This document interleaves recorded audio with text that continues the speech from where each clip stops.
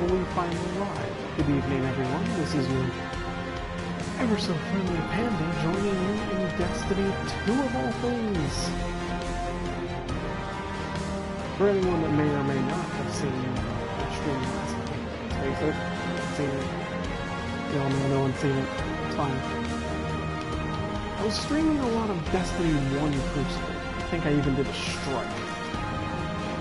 And it got me thinking about something. Destiny 1 is not perfect. Anyone who just heard me said that is probably beyond mad at me right now, but let me explain. Nothing about a video game can ever be perfect. There is an unreasonable, or rather an unattainable level of success that video games shoot for nowadays. And it's this broad scoping idea of it must be accessible to everybody. It must be the perfect game. It must be something that little Jimmy, Susie, their mothers, their parents, their grandparents, everyone can sit down and play. And everyone has to have fun with it. Like Monopoly. Well, let's face it, no one's actually always said that Monopoly has always been 100% fun, because that's not true. Friendships are broken over Monopoly all the time. But you get where I'm coming from. Any one family can sit down and play Scrabble, sit down and play Monopoly. And the rules are relatively easy to understand, and you can get everyone involved, and everyone can make a tight-knit community and conversation around this one thing for a little while. That's great and all. Video gaming is not that. Video game is such a broad spectrum thing. It's something that can be anything. You can tell an amazing story if you want to. You can tell a tragic story. You can be the pioneer of an art form. I mean, let's look at Outlast for a second. Outlast was a phenomenal game. I think the controls were dog crap.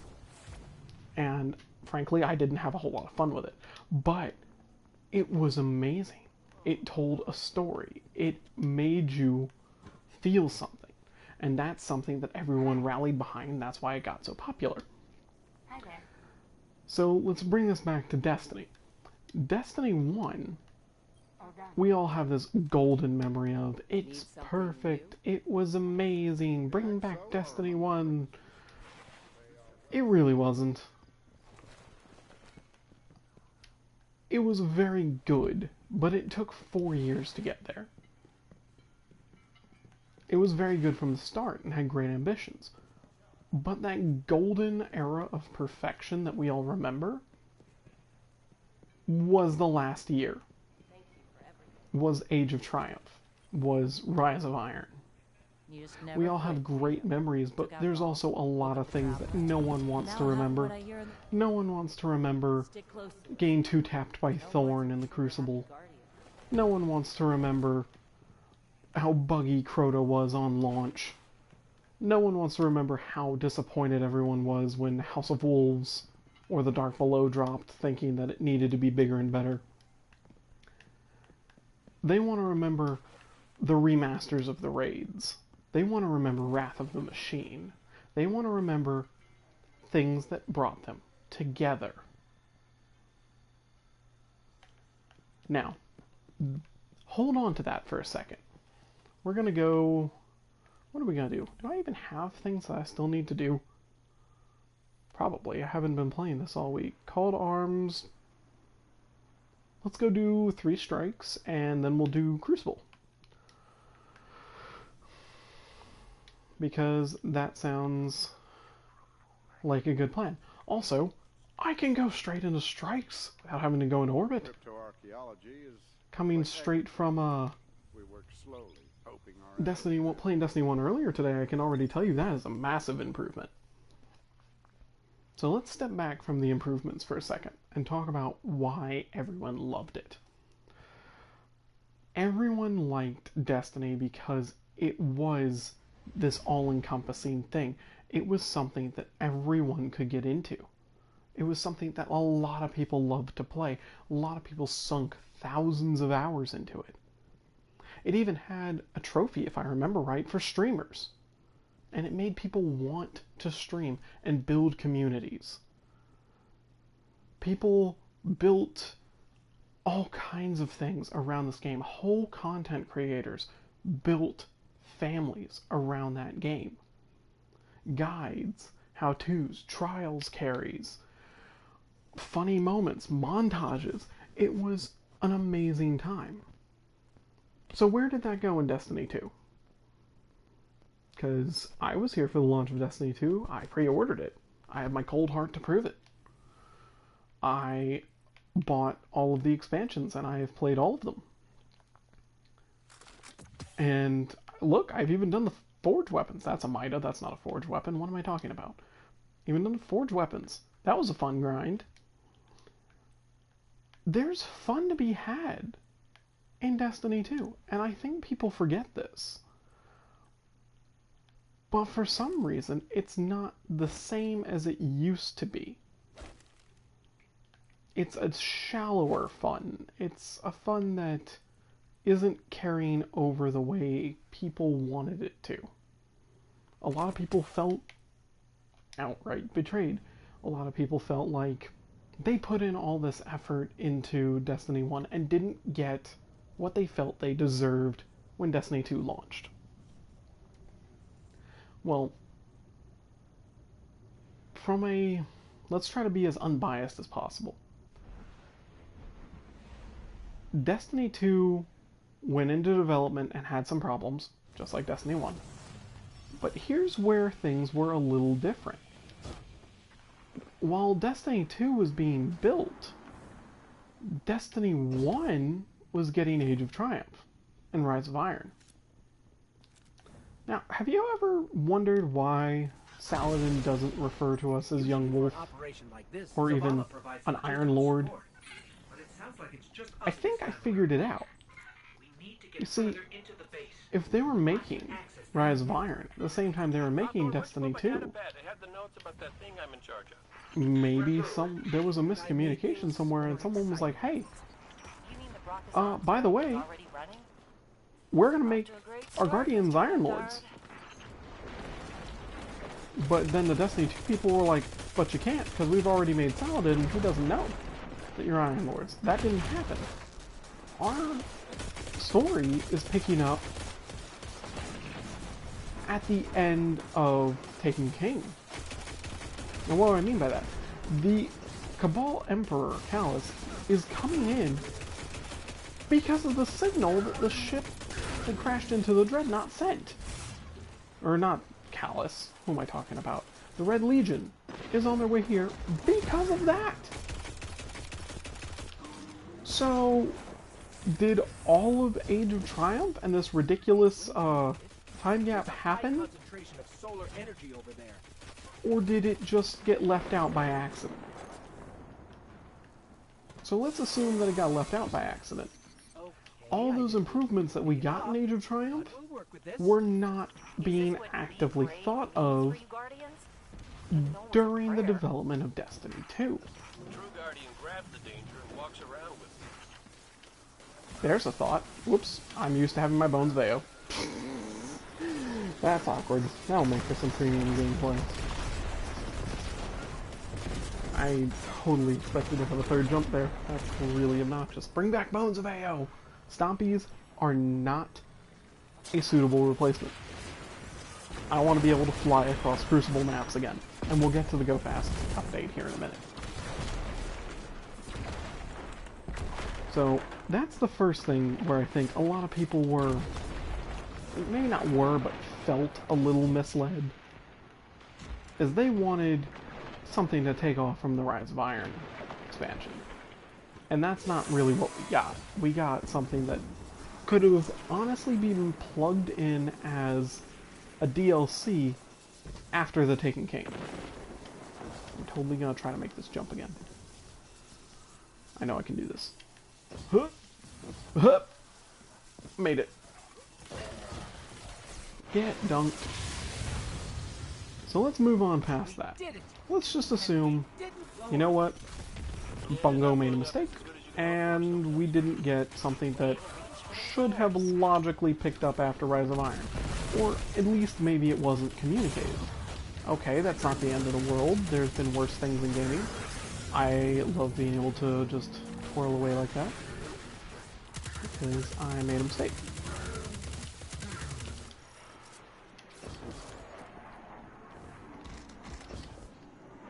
Alright, that's fine.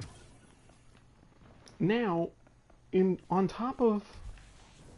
let's think about why Destiny 2 is so much better than the Taken King instead of Rise of Iron.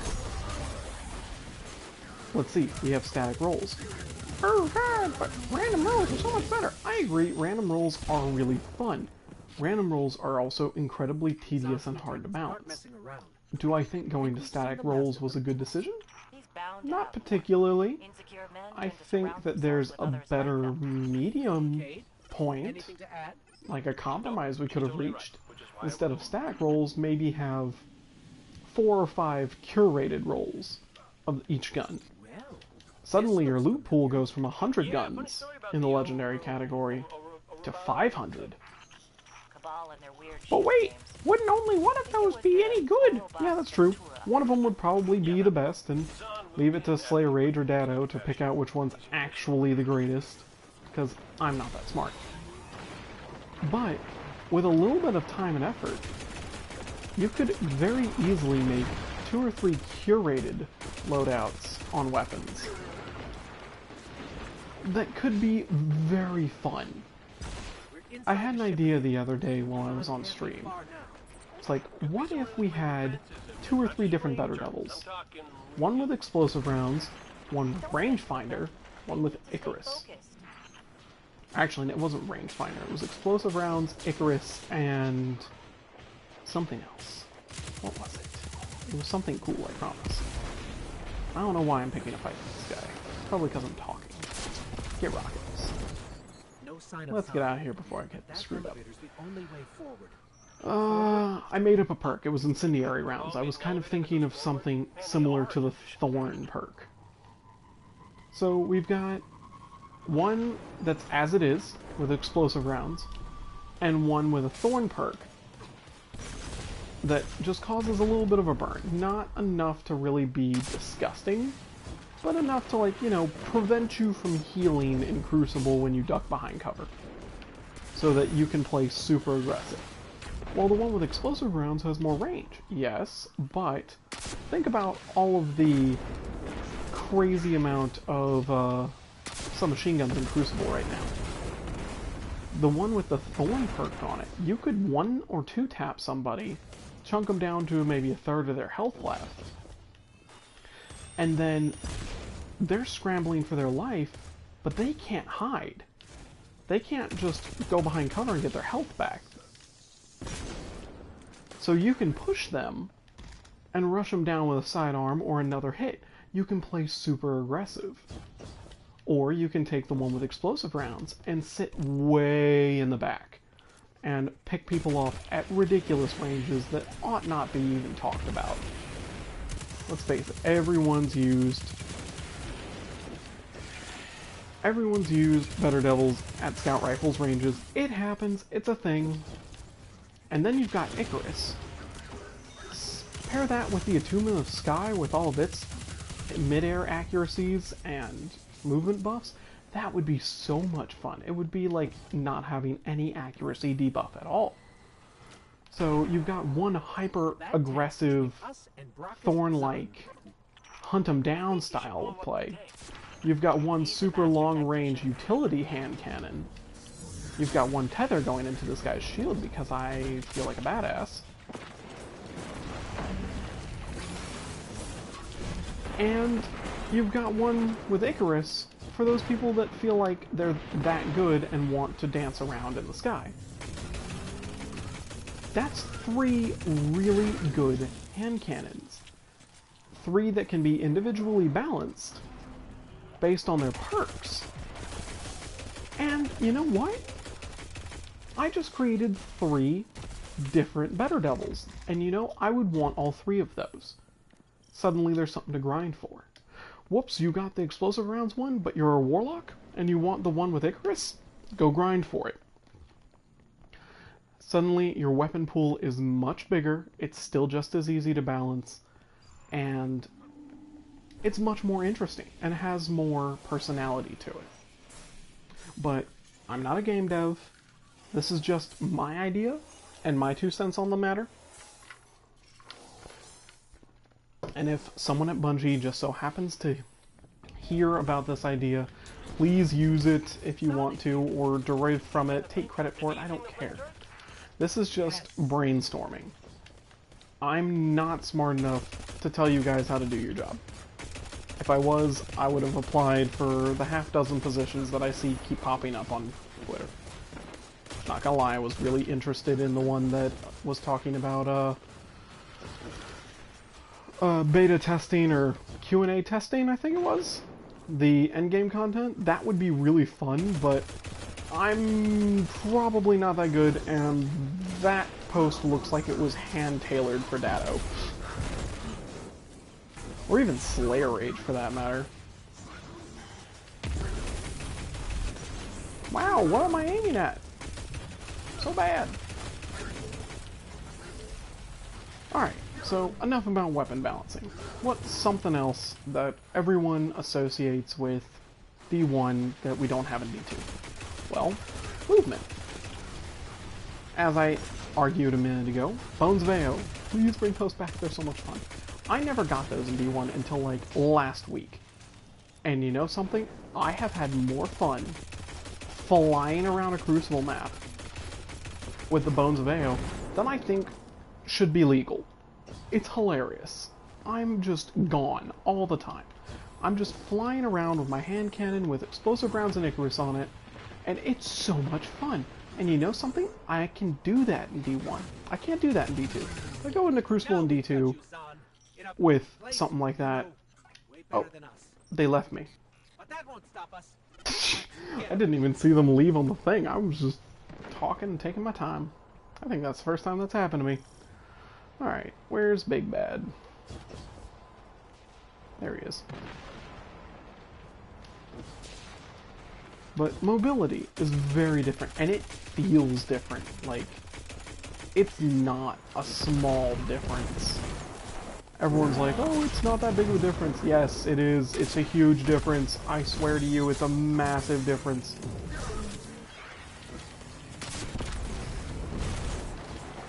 I don't really know how to explain how big of a difference it is to someone who may not remember, but half of everyone's skills in D1 on all the classes are freaking mobility. You can fly around maps if you want to. Twilight Garrison is a thing that exists. Like, that's actually a good point. I'm gonna hone in on that one for a second. Remember a little while ago when they nerfed Titan Shoulder Charge because it offered too much mobility? There was an exotic in D1 called Twilight Garrison, which lets you jump all over the place, constantly, with virtually no cooldown from what I can tell. I've never played with it, but it seems like a very low cooldown. So you're hopping all over the place with reckless abandon. There's gonna be a bunch of doggos here, and I don't have my super or grenade for them. This is awkward. Come on, grenade! Hang on a second. Got DPS. We'll get back to Twilight Garrison in a moment.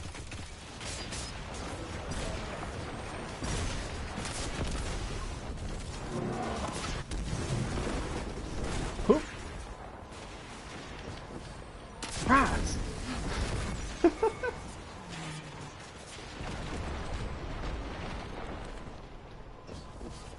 He back up in his bubble? Okay, he's going for his bubble. This guy's almost down. So anyways, Twilight Garrison lets you jump all over the place. Correct me if I'm wrong. But here's D2, and we still have Shoulder Charge. But no, you're not allowed to use that unless you're going to hit someone with it, even though the damage doesn't one-shot anymore, and it's not the strongest damage in the world. So why are we going to nerf it?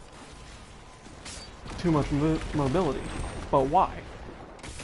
No one was complaining about it. It doesn't let you juke, it only lets you move in one direction. It barely lets you get out of a sticky situation every now and again. I can pick which gun I want to shoot with, that would be nice. Whoops. I'm out. Leave me alone.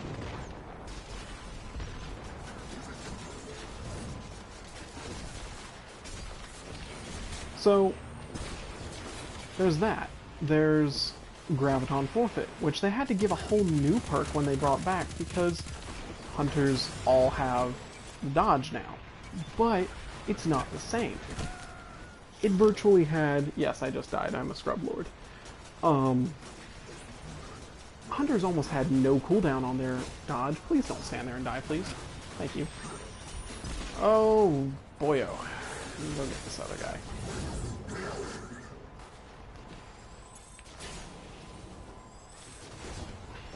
Hunters had almost no cooldown on their dodges before. But now, it's not the worst thing in the world. Like, here, I'll dodge now. That's a no... I could have dodged again by now. Like, at least twice. It comes back fast, sure, but it's not a movement utility anymore. It's a reload utility.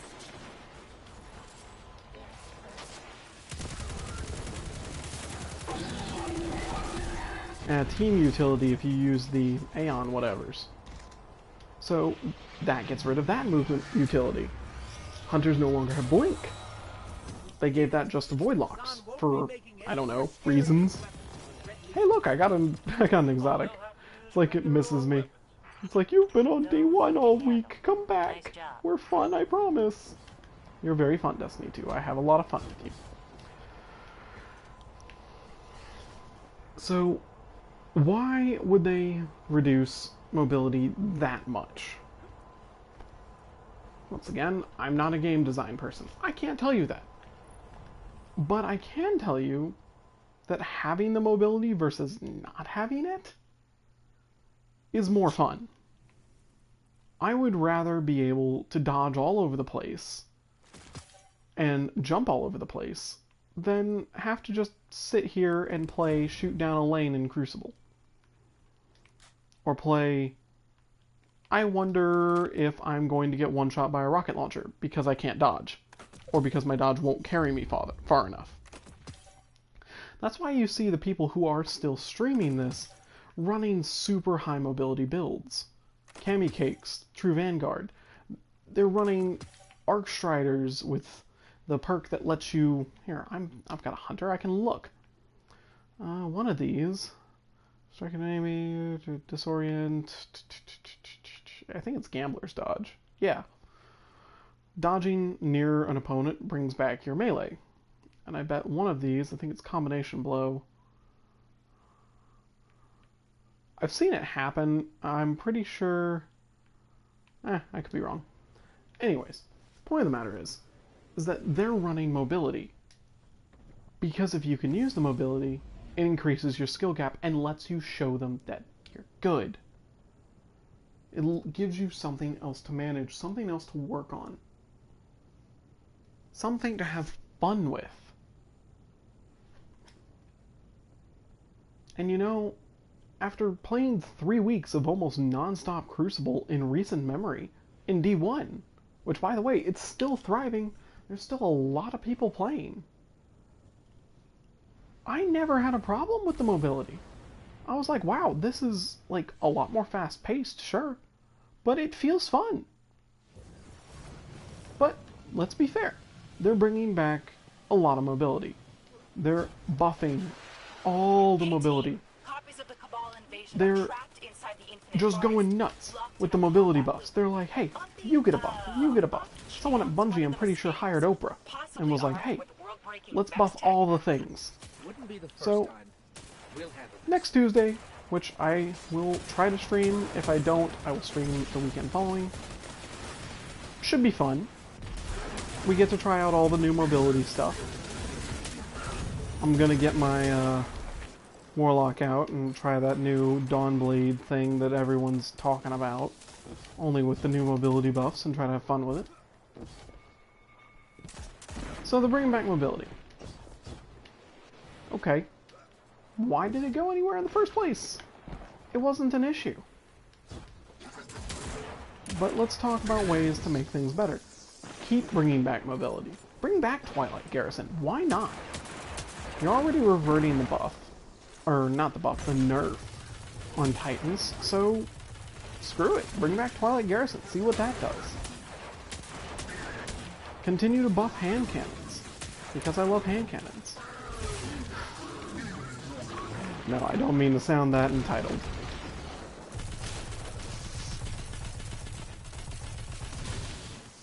Sorry, had to focus there for a second. Had to actually aim. Continue to buff whenever you feel like. Don't be afraid to change things. We'll develop the meta. Don't worry about setting one. I mean, heck, we developed the meta with the Antiope. Everyone was like, wow, sidearm, so powerful. But then someone was like, hey, but guys, there's an Antiope that's got kill clip on it. Kills faster than a sidearm. Also has the range of an auto rifle. Ta-da! Meta! I can feel your approach, Guardian. Welcome back to the forest. But let's talk about... That's enough about what they could have done and what they should have done. We can talk about woulda, coulda, shouldas all day. Let's talk about what's fun. What do I enjoy in Destiny 2 right now? For one, strikes. Strikes are a lot of fun.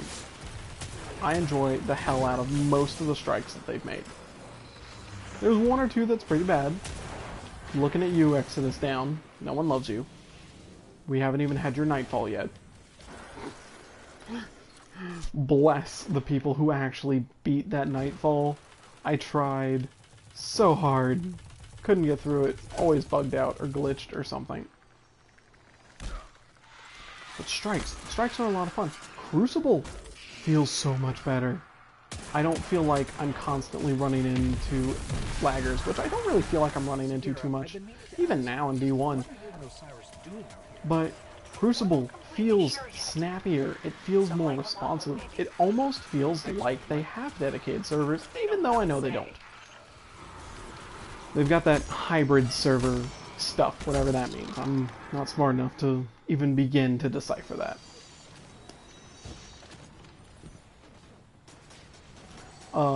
The cinematics look beautiful. The gun design looks great, even though I swear I saw my Hopscotch Pilgrim as a blue when I was playing through a normal. Playing through my first time. Like, come on now. Like here, let's look at a gun real quick. I'm gonna poke my head over here. Do I even have any blue weapons on me? I probably don't. Alright, I don't. But there's one thing that bothers me. Look at that. Now look at this. They're identical. I know everyone screams, oh, it's just another reskin. Reskin this, reskin that. Reskins are fine. If it's not a blatant reskin. There was more than a few rifles on D1. And this was a problem that plagued D1 too. Look at all the vendor weapons. I guarantee you that the Future War Cult Pulse Rifle, the Vanguard Pulse Rifle, and the Crucible Pulse Rifle all look the same. Or look at the hand cannon. The Future War Cult's hand cannon looks exactly like the damn palindrome. Why? Because it's the same hand cannon with a different coat of paint and some different perks. Sponsored by a different group. So, that's fine. That's never been an issue of mine. What's the issue is when you get so many reskins and only one or two of them are good. I have a whale, I have a palindrome, I have a how dare you, the Future War Cult, Crucible, and the Vanguard, hand cannons, respectively. And I use them all for specific things, because all of the perks are good on each of them. So you're just gonna let me run through here? Cool. All of them are good on each of them. But when I have a number, a Uriel's, and a Janguish, or whatever, and what's that other new auto rifle with a, what is it, positive outlook? They all look identical. And admittedly, all of them are good, but only one of them is, like, really good at any one thing. And you're giving up something by taking one of the others. There's not enough variation in gameplay yet. Now, if I had the mobility of D1, I would use the number all the time in Crucible. I still do. I'm pretty sure I have it Crucible Masterworked even. But I would use it so much more in Crucible if I could get in close to people. I would be destroying every Uriel's gift with the number. Because it's just better close up. Why did I hop off my Sparrow? I need to keep moving. Screw these guys. Bye, guys! Oh no. Please don't hit the laser. Okay, we're fine. But when every map in Crucible is close quarters or a lane, you don't have any crazy long sight lines anymore. And the ones you do are straight down a lane. There's no open, sprawling maps like we had in D1. I was playing a lot of combined arms. I love being able to get on my Sparrow. And it was fantastic for sniping. We'll get to sniping here in a minute. What's the difference? Vex simulations can But these copies have the same goal as their counterparts. I guess what I'm getting at is that it's not just a weapon problem. It's a perk problem. It's a gameplay problem. There's so many little design choices that are different, and everyone thinks that they're wrong. I don't necessarily think they're wrong.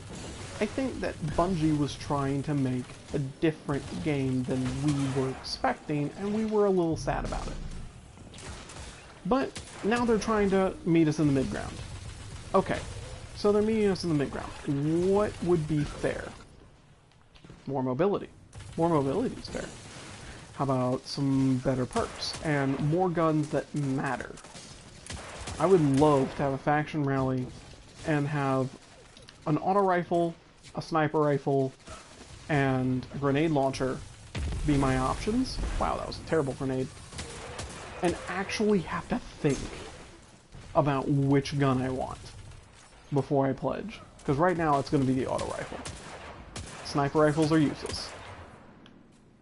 Says the person who currently has a sniper rifle equipped. I'm literally just doing this to have some fun. It's guaranteed going to be a hindrance at the boss fight here in a moment. Boop. Stupid Vex. But you've got to look at it and be like, hey, do we have enough game variety that benefits each one of the weapons that we're making? Because if it's all close quarters PvE, if it's all close quarters maximum DPS potential, it's going to be auto rifles. Or if it's ad clear, you might want a hand cannon depending on playstyle and how quickly you need to deal with ads. But most of the time, your best bet will always be an auto rifle. Wait for it. Boom! I kind of want to fight this big guy one day. That would be a cool variation of the strike. But anyways, it would always be an auto rifle. There's never a time in PvE, currently, where having a sniper rifle is going to benefit you. It's always going to hold you back. Also, if anyone's curious, that's how you clear that with maximum effectiveness. AKA, bring a Night Stalker. Also, Xur's selling Orpheus rigs. If you don't have them, go get them. It makes playing Night Stalker a whole new world. It is amazing. Bruh, I have a sniper rifle too. Get off.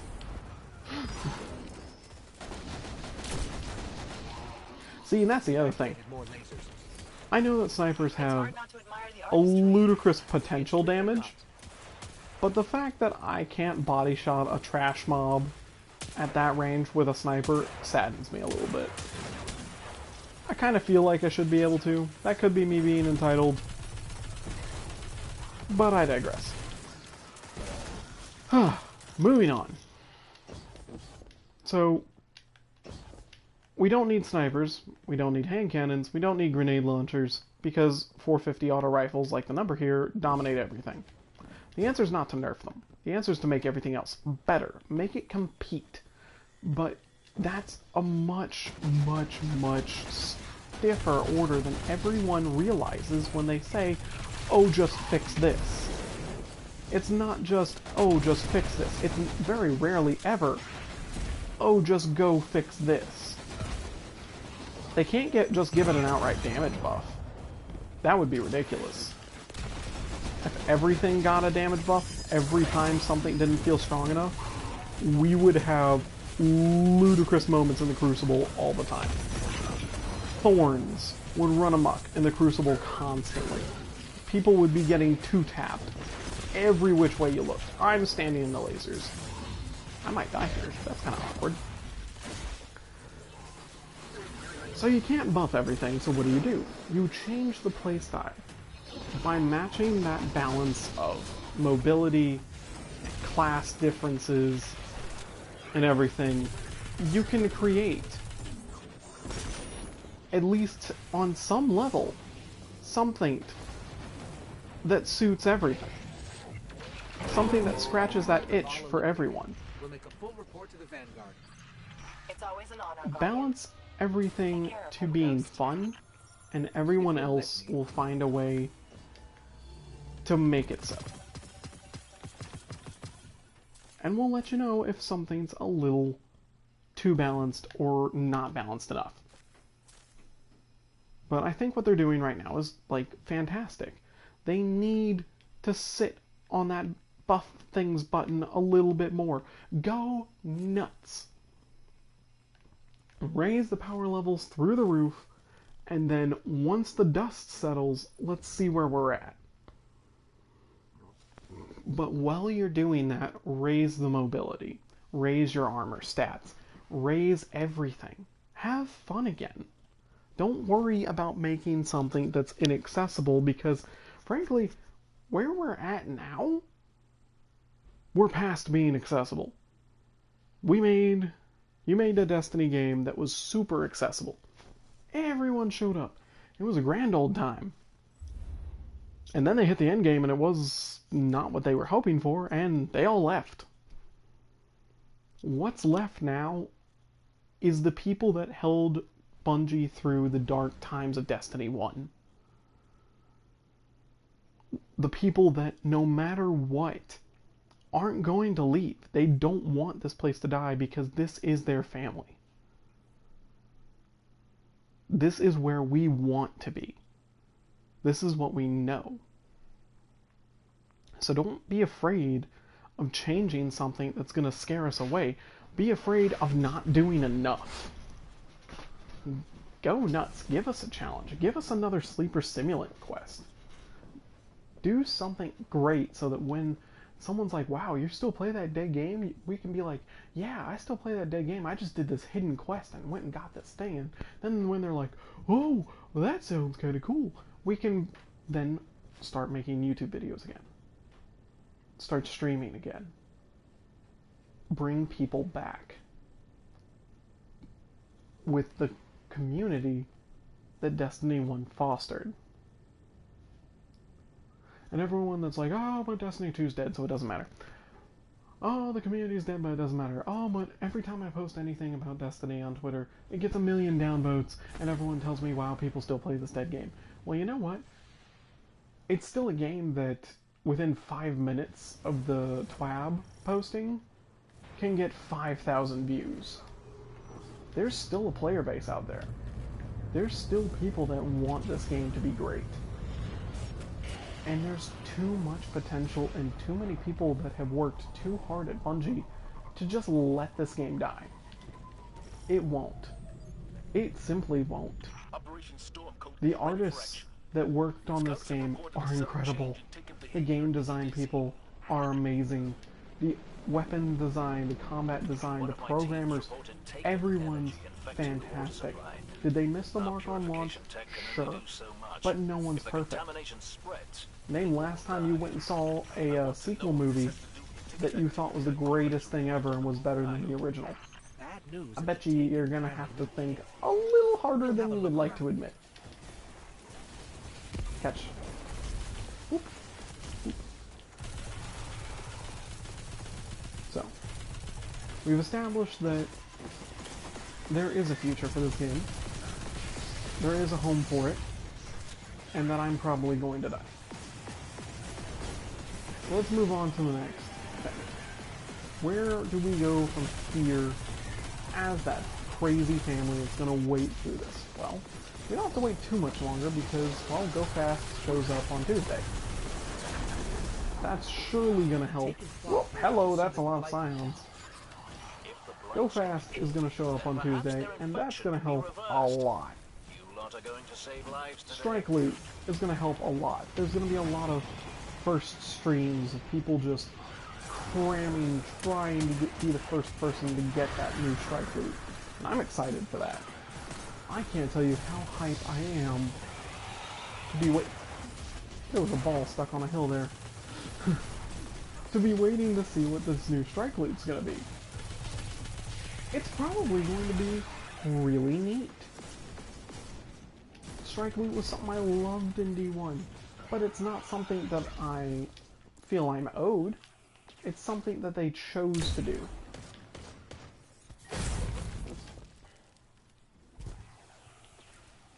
I feel, for the record, that when I bought Destiny 2, I've gotten my money's worth out of it. It's a fantastic game. It feels great to play. It's snappy. It's fun. It's got a great community, and I've met some of my best friends on this game. What, not Destiny 1? No, on this one. That being said, does it have its downsides? Sure. Does it still need help? Absolutely. But I've gotten 500 plus hours out of this easy. I think the last time I checked was a couple of months ago, and I was at like 480, so it's probably a lot more than that.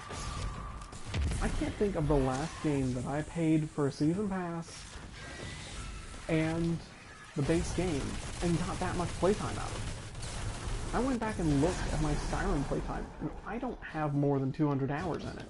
And I destroyed that game. I took it apart. I played that until there was virtually nothing left for me to do, and I thought I had the longest experience imaginable. Like 200, 300 hours. Destiny? Even Destiny 2? I'm still playing. 600 hours, maybe 700, maybe 1,000. I think that might have been something else that people mistook in Destiny 1. Something that they feel that they were owed. Destiny 1, people played for thousands of hours. It was a little bananas. They logged so much time playing that game. I personally have a friend that I think he said that he had something like 2 or 3 months, like 24-hour days, months worth of game time in it. And he still plays it with me sometimes. He's a great guy. We've been friends for close to 20 years now, and it is fantastic that he managed to get that much time out of that game.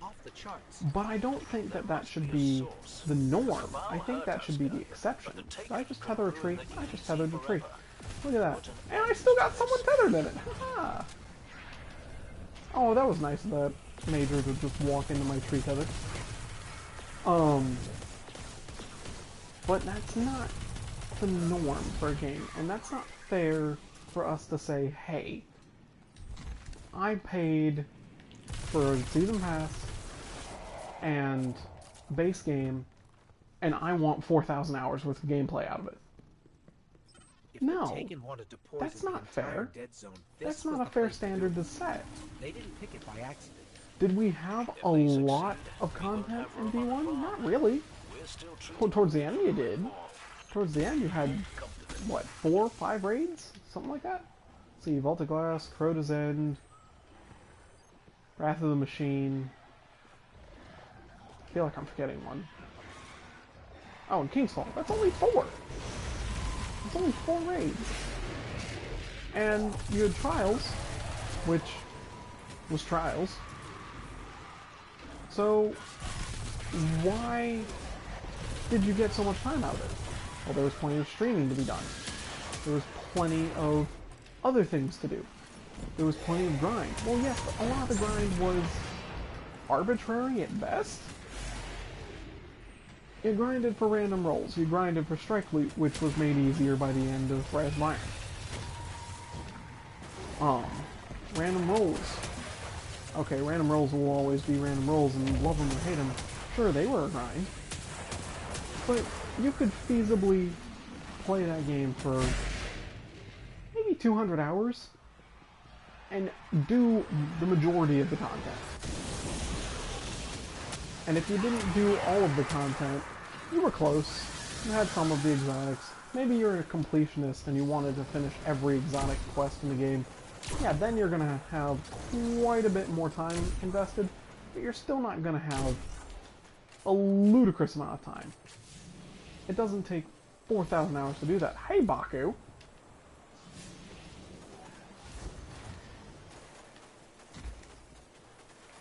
Well, congratulations, you just said that on stream. I was wondering who was watching.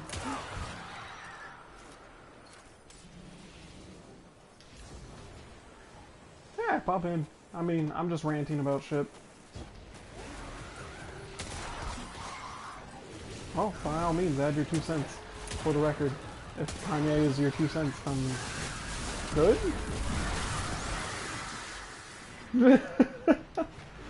Well, by all means, add your 2 cents.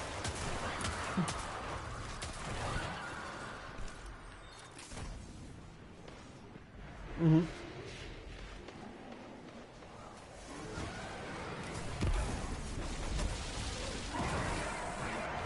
Wait, when you started listening? Or when you, Okay.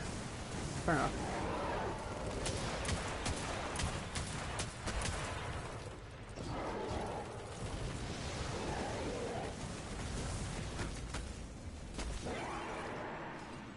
Of... Mm-hmm.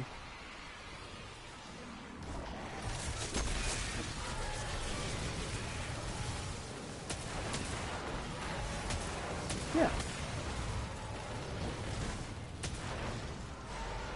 Well, curious, did you hear my suggestion for a compromise in between the two? I think I talked about it closer towards the start of the stream. It was instead of having straight up random rolls, you have 3 or 4 curated sets of rolls for each weapon.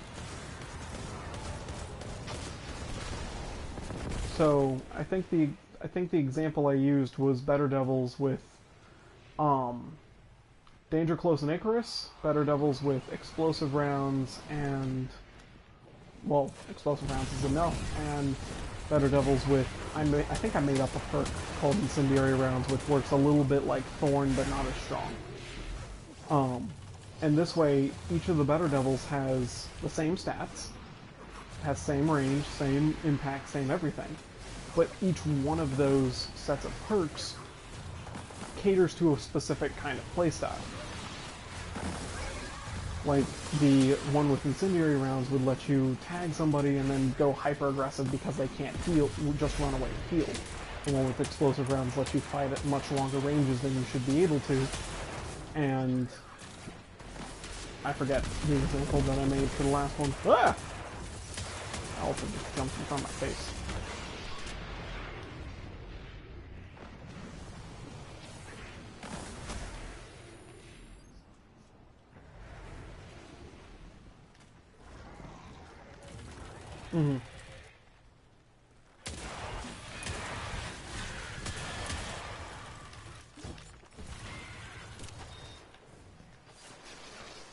Yeah. To be fair, I have a hand cannon like that in Destiny 1 now.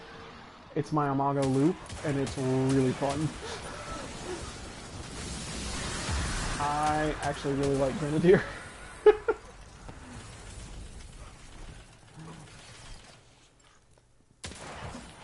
No, I got what you mean.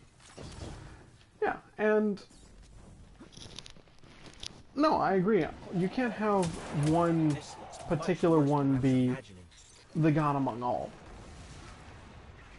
But I...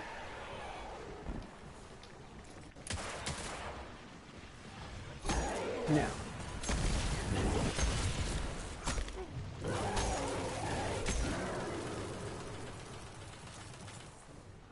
Yeah. Or you just get good.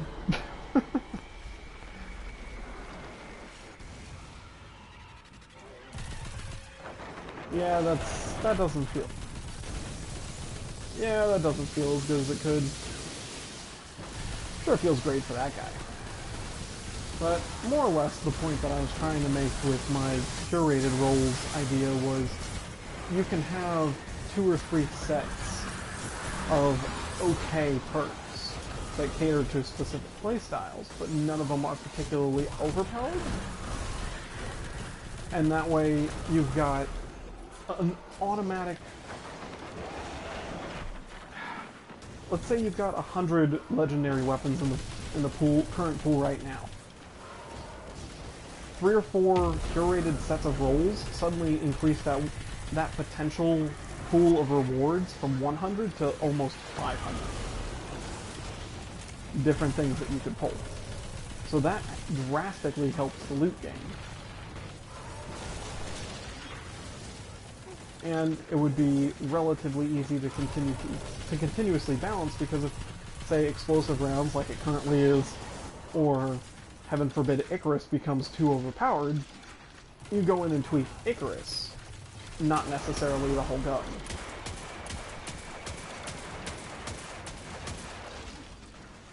Which we've already seen they can do because they're tweaking just explosive rounds.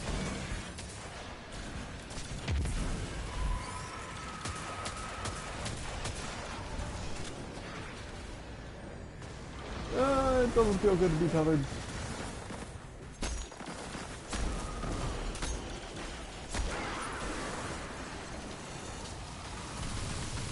So yeah, sorry, I wasn't trying to kill the conversation. Oh, gotcha.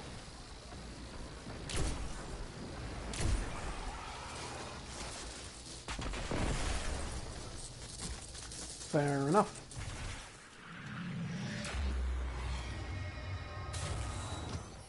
The guy in charge and his big scary blight. The scouts I sent are the best in the militia. I can't either. I understand that on a personal level. You Guardians are a blessing.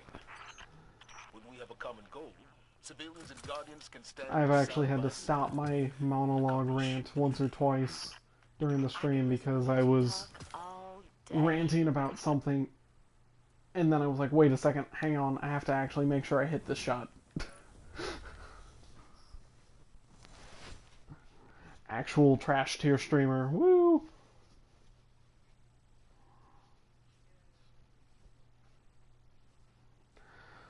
Huh.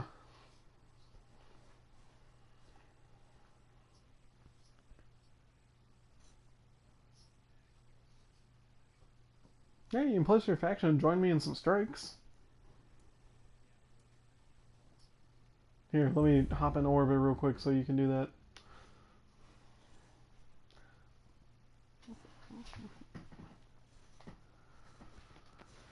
Lord and behold, I don't need another repeat of what happened freaking earlier today.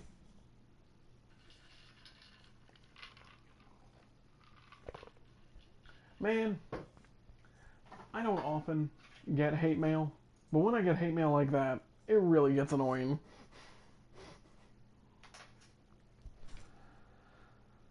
Like, and every time we wiped, it would show us who has the most kills, and I'm upwards of like 200 ad kills at this point, and he's killed like 40. I'm like, how? I'm a gunslinger, you're a striker titan, how?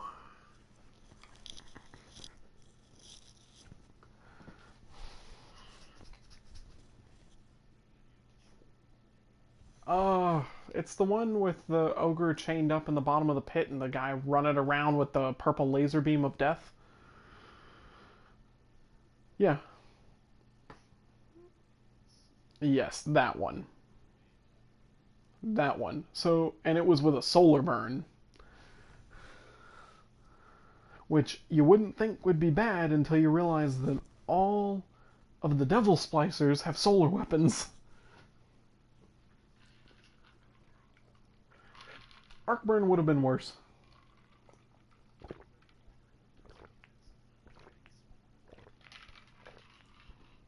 Yep.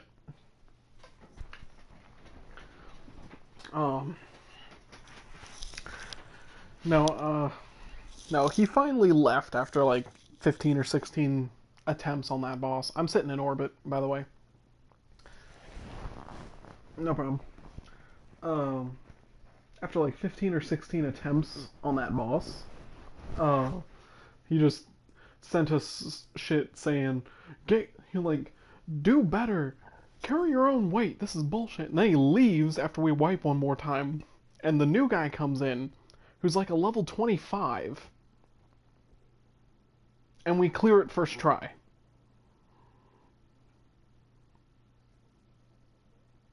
I'm like, how? It was some bullshit. Now, it couldn't have been level 25. He was underleveled for the strike.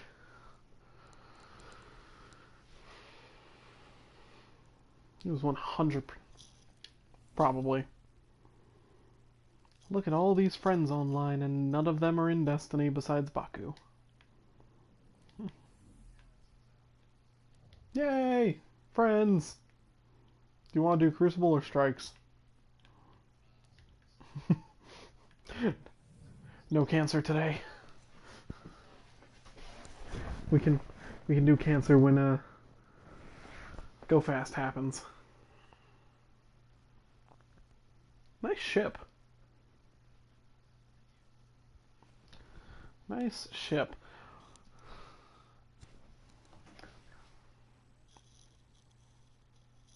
I believe you.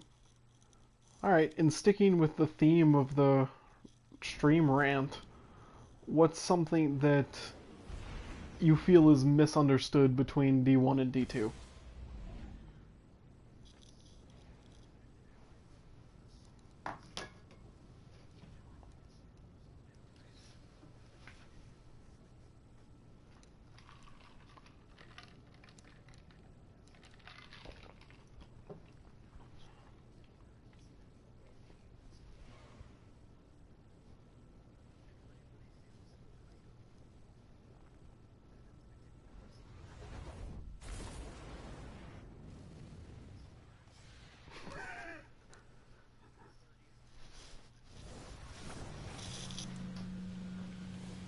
Yeah.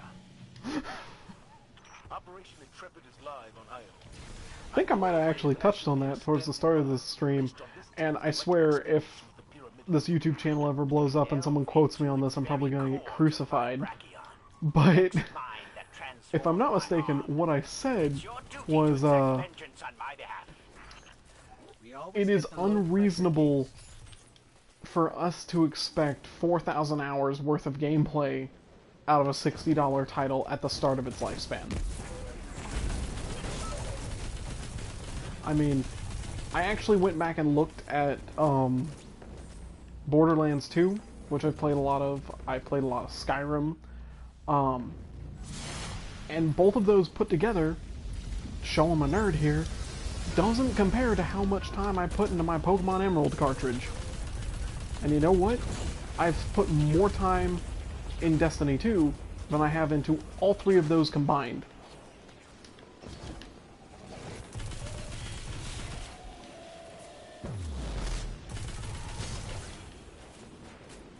Nice.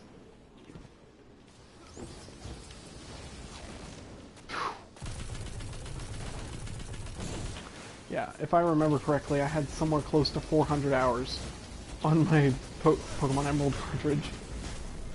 Wow, I'm a scrub! Hang on, let me actually, like, put on... Might be... no. Let me put on, like, actual decent weapons. Or you know what? I'm gonna put on blue stuff. I'll be that guy. But no, I 100% agree with you. If you get away with that res...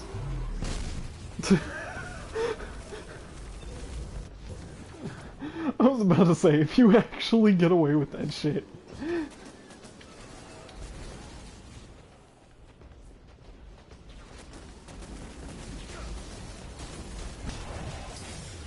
Woo! You're up. No, I agree. It's a little unreasonable to think that there should be that much content at the start of the game. And frankly, I feel like, and unpopular opinion number 2, I've definitely gotten my money's worth at this point. Do I want to keep playing? Absolutely, but if they were to say, we're not making any more stuff at this point, we're done, we're moving on, I honestly feel like I got my money's worth out of the gameplay that I got. So, what can we expect from this place? Do I want more? Absolutely. Do I want to see the other DLC that I paid for? 100%. But I can't look at them and be like, I paid $100, I demand 4,000 hours worth of gameplay. When I played $100 for the big version of Skyrim and was super content with 300 hours.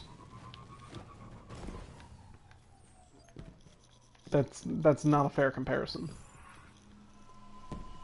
No problem.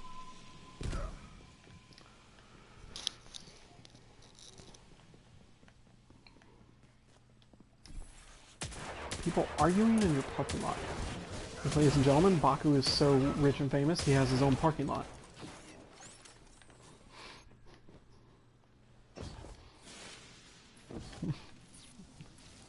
I'm just messing with you, man.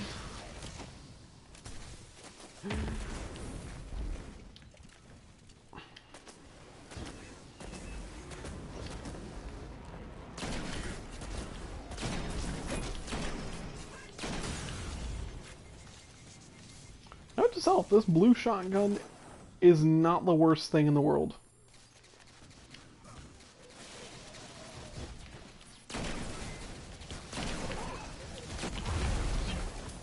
Which one is it? Well, the cuboid has always been redonkulous.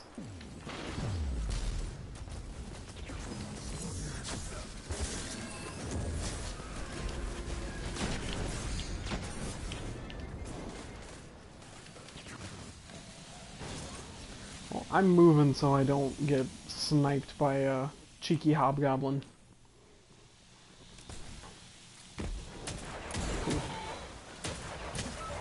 But yeah, content. Definitely a very good point.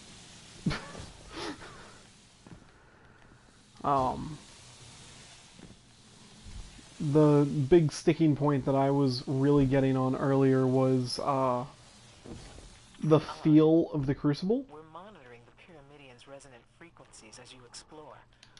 Just because you've been seeing me play a lot of D1 over the last week or so. The closest thing I can put my finger on is that the only difference between D1 and D2 Crucible is, one, D2's connections are a lot better. I feel like I encounter significantly less network gods. And it's faster in D1.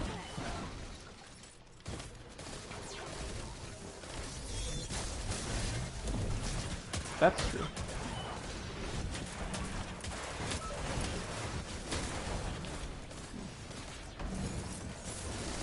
So which do you think is better, lone wolfing or playing as a team?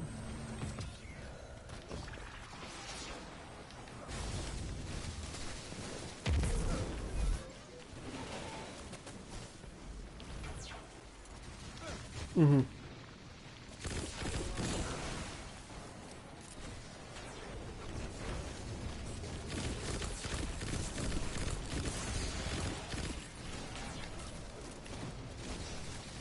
That's fair. I feel like that's a very fair point to make.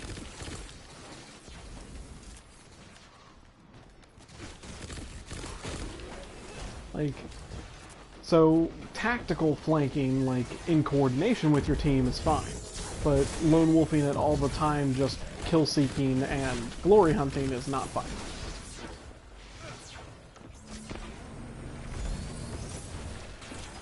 No, I agree. Although I will admit, glory seeking in D1's fun, but it's not the best way to win.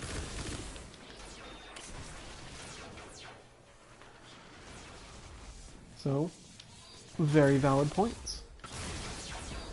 What the heck did you just shoot that guy with? What are you shooting? What are you using? Nice! I don't think I've ever witnessed a linear fusion hit like that. Also, our blueberry died like forever ago and we just kind of left him.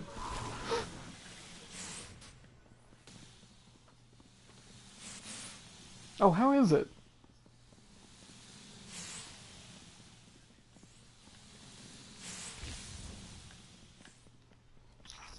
Internet, let that be affirmed. Dead orbit linear fusion, not bad. And I should have died there. Thanks, bud.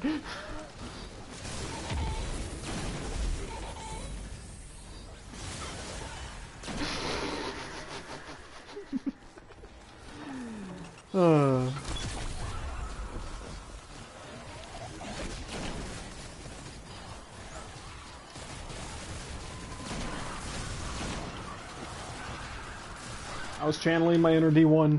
It was a bad decision.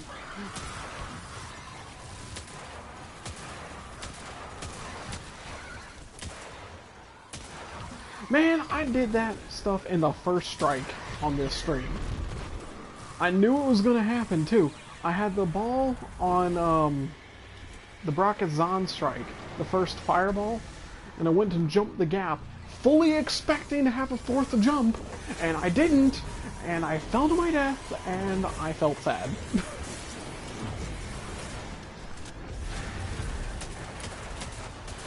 I was so salty. Hey, Hobgoblin, stop shielding my scions.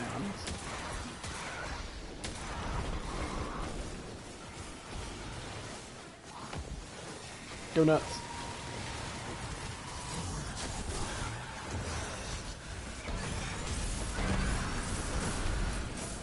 Alright,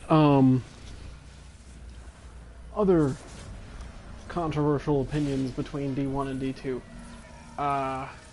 The way the classes are set up. Do you prefer the complexity of D1 or the simplicity in D2? 12 times and counting.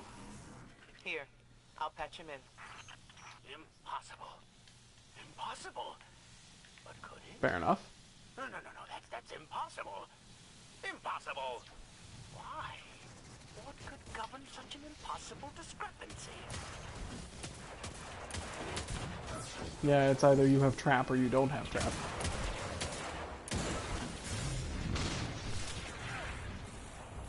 Ah, I see. Asher just stepped away. Faku gives no shits and just ran past all the things. And I'm not sure which I can use to guide you. Existential Tyranny Part 1. Negation and identity. Vex Man, I wish we could get one more person that is a super insomniac and isn't asleep. On we.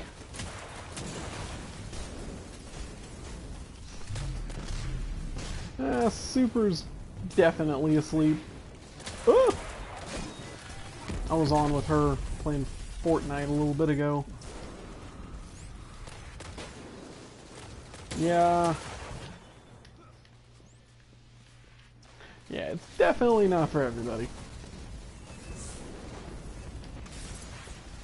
Oh. seat.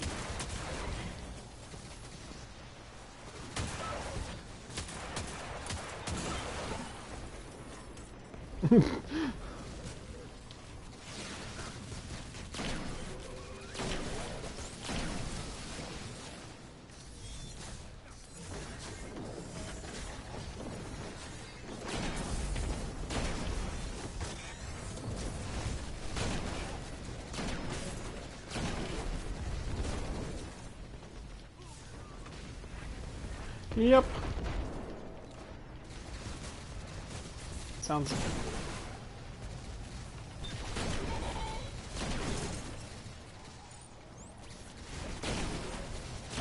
Yeah, Super and I were actually discussing...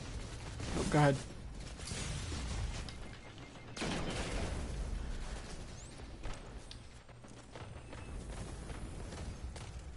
Yeah, Super and I were actually discussing earlier because we landed at Dusty Depot one time. And we were like, you know, no one landed here. People always land here. But then there was also no gear there. So we're starting to wonder if there's not, like, a third-party app that is super secret and no one seems to really know about. That tells you where the loot is. Or where there's a high probable chance of finding loot.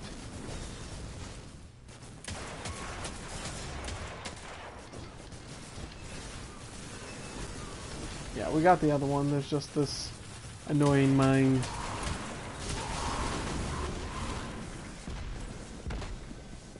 Okay. Strike rewards coming up this week. On the shores of an inscrutable radiolarian lake. Oh, not the pit? I'm so jealous. I, not gonna lie, tried to... And I tried to finagle... Here's the lake now. Because I got the appendix pulled out. Tried to finagle, like, my doctor writing me a note sending me back to work on Wednesday. Just so I could be here for that. But I have to go back I have to go back Monday. Which means... The Vex Gate at the center of the lake. What lake? The lake where you will grind Brachion's holes into dust and crush its chassis beneath your boot. That lake. Yeah, she's...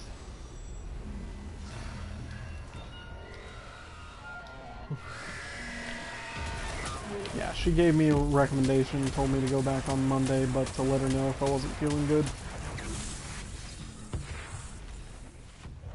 Yeah, same.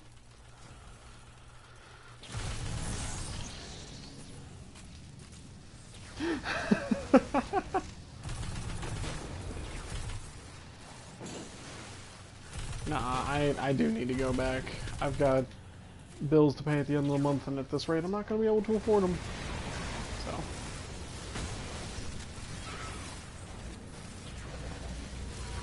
But that aside, I'll have plenty of time on the weekend, and now the girlfriend moved, and date night's not Friday nights, I'll have all Friday nights to stream and or hunt for strike loot. Which is something I'm not gonna lie, super hyped for. But as far as the strike loot goes, things that you're excited about, I know that they're gonna have weapons. Do you want to see the return of strike armor, or not right now?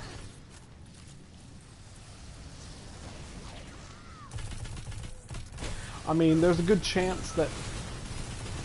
Yeah, that's true. That's true.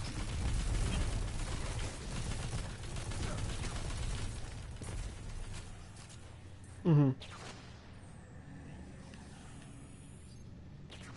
That's true. That probably would have actually been a really good compromise, come to think.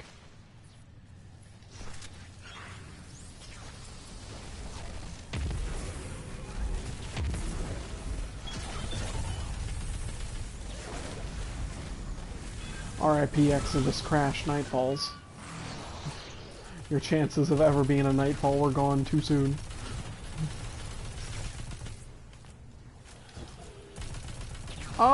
It was a Nightfall for like 2 days during the second week, if I remember right.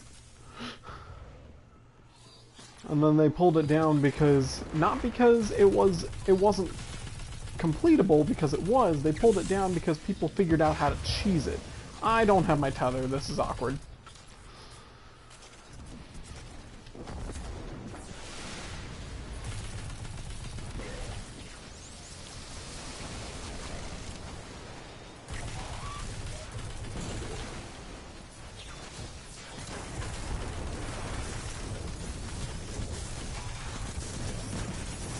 You guys keep doing damage. Doing a great job. Just trying to get my tether back. Fire! Tether out.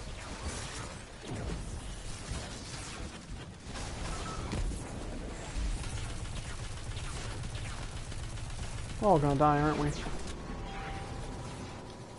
Oh no. Invisible medic. Wah!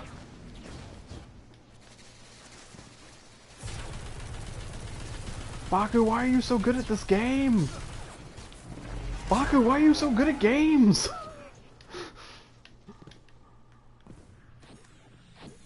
He's already dead. Why are you so good at games, Baku? I wish to hang it in a place of honor. Yes, I If it's did. been destroyed, bring me the ashes.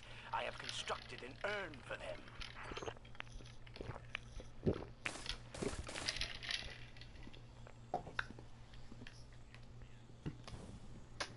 No, I saw. You were just beta testing those new Warlock glides, weren't you? The new Warlock bunny hops.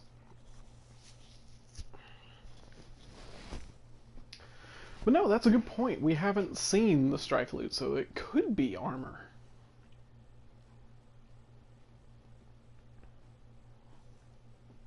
Things that make you go, hmm.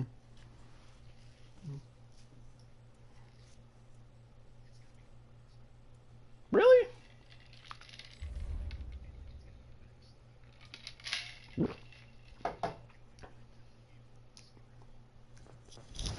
See, I don't know. I've got a funny feeling like we're gonna get Brachion's sniper rifle.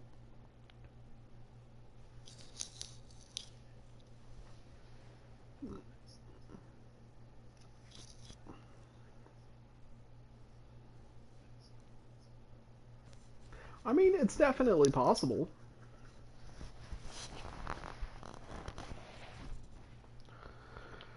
I think that actually finished my heroic strikes for the week, but we can keep going on this because heroic strikes are fun. Bring back heroic strike modifiers, please.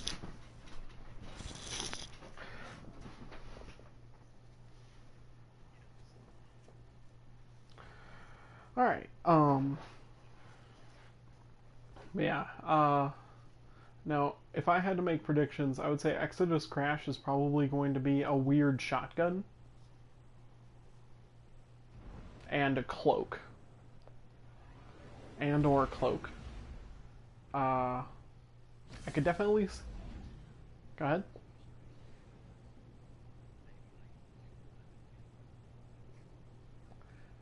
See, just looking back at how it was in D1, there was multiple potential drops from each thing. Yeah. Yeah.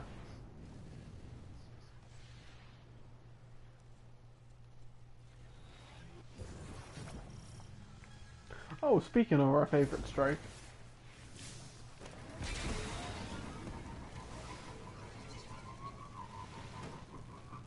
Speaking of the devil, and he shall appear.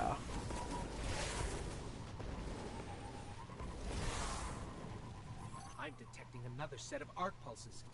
Coordinates marked.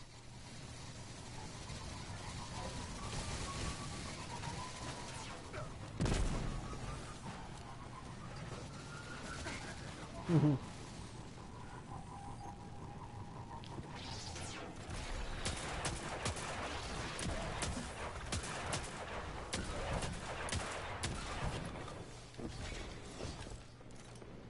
Let's see. Okay, the fallen went that away. Fair enough.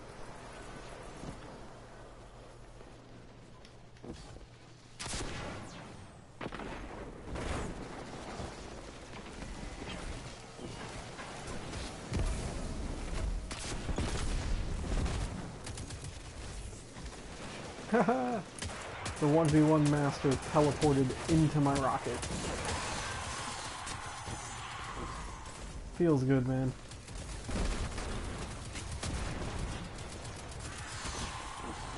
Which one? I think I have that in my vault. I might pull it out and give it a shot.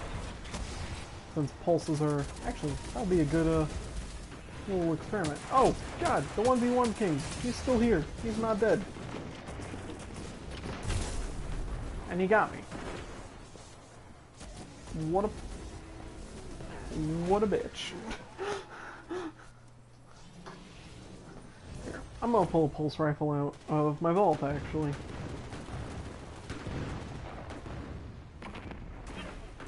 So I don't think I actually have any pulse rifles on me at the moment.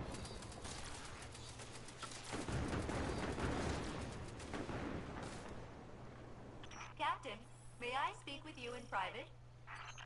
Sounds juicy. What's going on? Boop. Sorry, Cap. I cut the Nope, line. that's the guiding There's a sight. That's not buzzing in Time my Lord's Fire. brain. I think the Fallen are ripping up my ship. I'm gonna try using the Crucible one.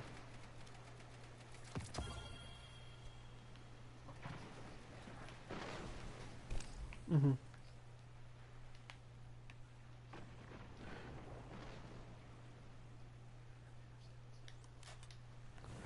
Oh no, it's not. It's just a high-impact scout.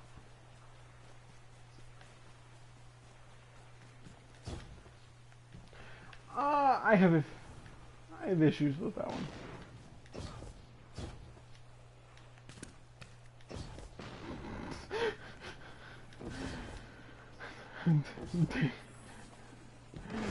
Dating advice from Baku. If you could stay alive long enough to get to fire. Sorry, that was a really bad joke.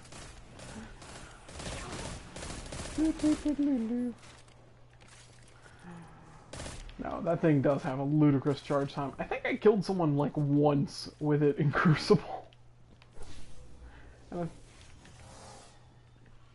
Be careful while I'm gone. props. If I'm not mistaken, it was someone who was hard scoping a lane and not This looking at device me. looks like an old arc energy conveyor. Ow, ow, this really stings. See, I fully admit I'm not the best at games, and I'm still really bad at learning to pre-fire. Keep arc weapons away from it. Yeah, that could hurt.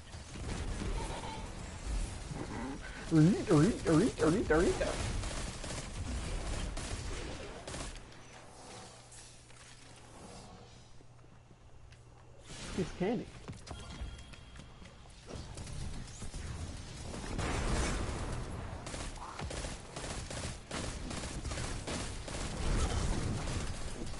Okay, question. Zur, D1 versus D2, go. What do you think? Which one did it better? What, if you were going to change Zur, how would you do it? Or do you think he's just fine the way he is?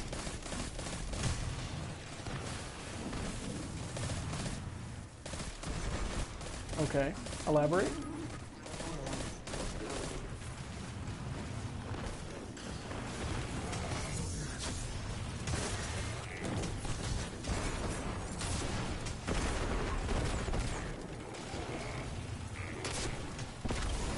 Fair enough.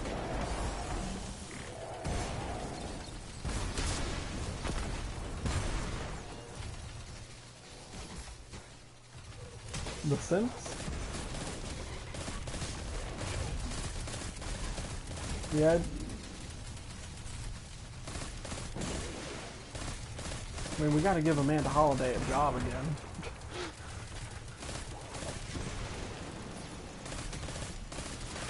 That's fair.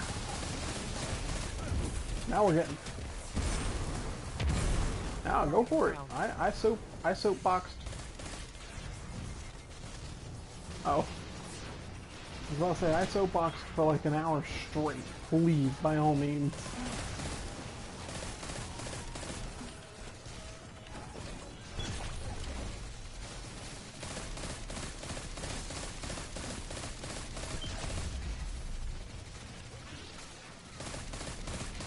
I mean, that's fair. Barrier down, and I'm alive. The only gifts I ever asked for. Make us look for him a My little crew bit. used to give me gifts, but they've been dead for 500 years. Let's Okay, see I what have those no darn primary Fallen ammo. are up to, huh? Wow. I actually ran out of kinetic ammo. That's a little bananas. Captain, have you located those fallen? Sure. Not pressing, but I can feel them. Ripping things out. Oh, that's dark. We've handled quite a few of them, actually. No, I Guess they're not the ones I- we want. We'll keep looking. We're Yeah, I know. investigating new arc pulses now. Gotcha.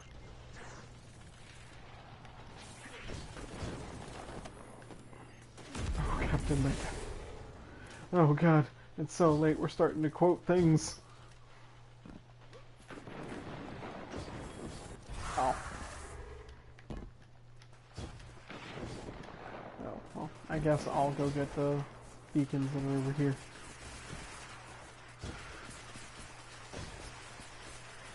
I don't have my third jump.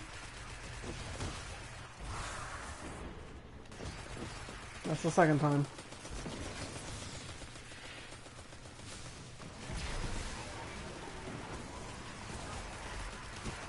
Tetrary character? Well, now I'm gonna need you to chill. I don't have my thesaurus ready for words that big.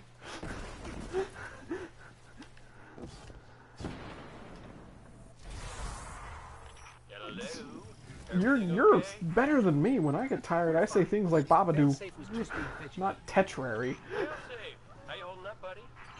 Hey, unit, Ghost, kindly delete yourselves.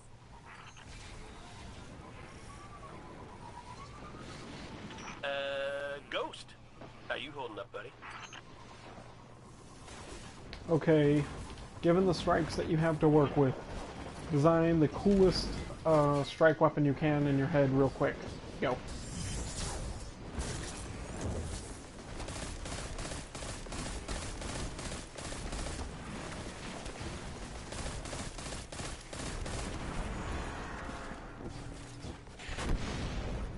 Yeah, pick any strike and then design a weapon on the fly.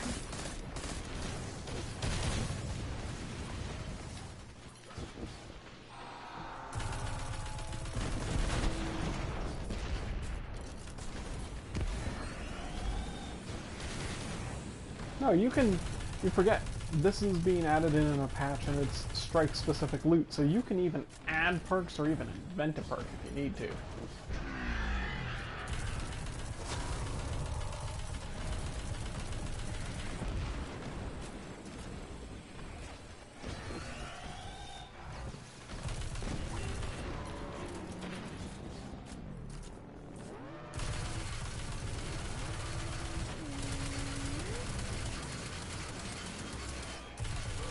I mean, that would be cool, and it would be in line with adding something in as a Nightfall reward. So if you do a... Well, not necessarily. How many Cabal strikes do we have?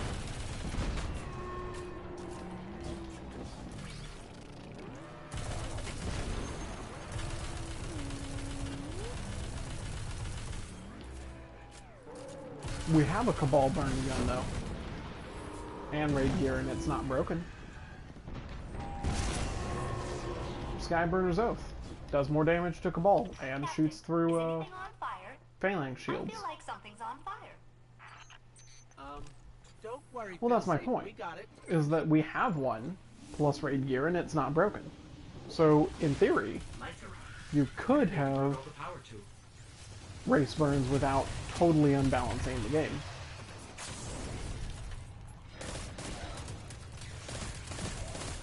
Probs. But I mean, there's, I guess, potentials ways around that. Like, just make the race burn so it doesn't affect ultras, majors, or Guardian down. bosses.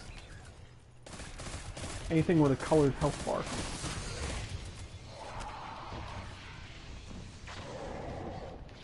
Or that would be cool too. And this is like a Nightfall reward, so you can't expect not everyone and their mother to have one. even though I'm sure there will be a lot of people that will get it.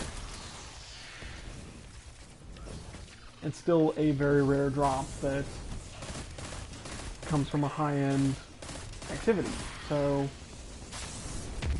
I guess that's something else to consider. But let's not worry about trying to balance it right now. Just, you're making crazy Nightfall specific or strike specific reward. Could be armor, could be a weapon, just based on a strike that we currently have. Go nuts.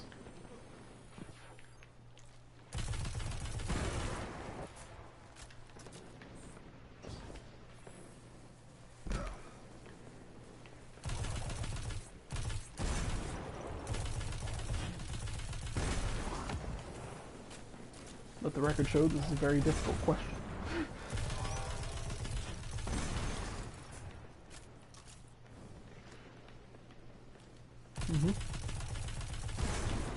I'm just impressed you didn't like take a cop-out response like 450 auto rifle for derp. I'm having a brain fart. Did you hear that? Okay, fair enough.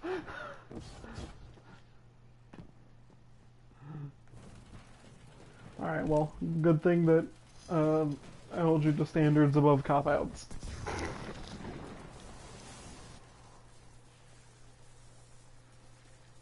Who doesn't like Shadow Price?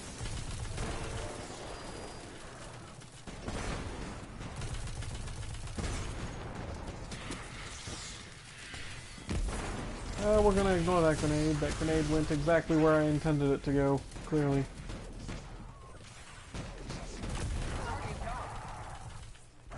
I got you, bud.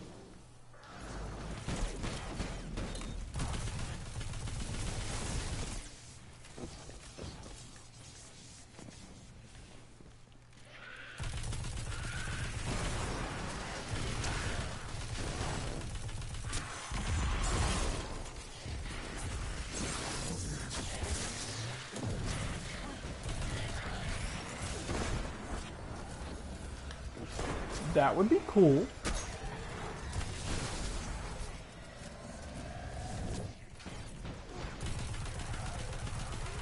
Yeah, that would actually be really good for this strike.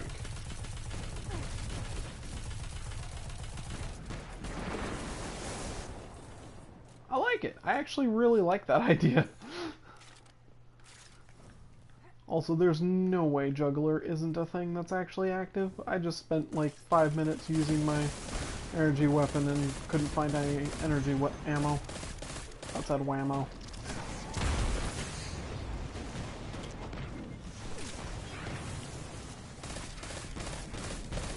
I demand data. I demand references.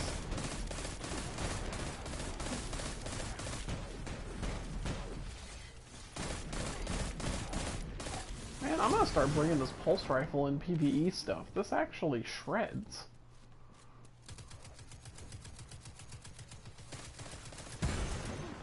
More pulse rifle buffs to come, I'm so happy.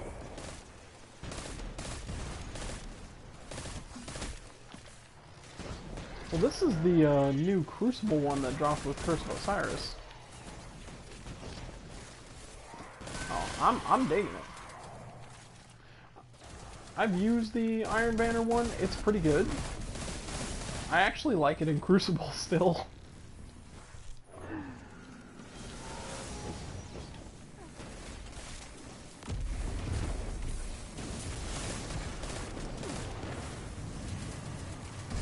Like, I'm just seeing numbers of like 98, 96 per hit with a really high critical modifiers. That's like 300 damage per trigger pull when not critting. I'm seeing 288 on crits.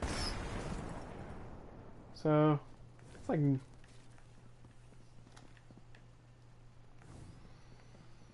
Yeah, so that's pretty good. If you can dump a full burst, a full 3-round burst critically? That's upwards of like 1,000 damage right there.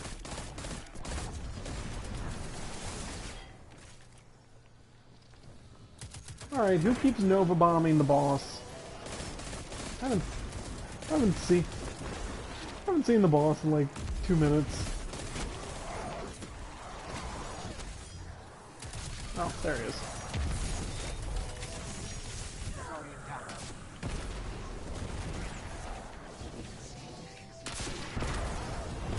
I got you, buddy. Oh, never mind. Blueberry's got you. This blueberry is so sweaty.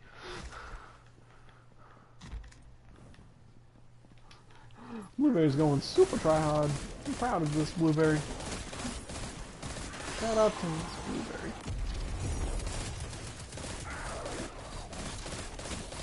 I almost have my tether for them.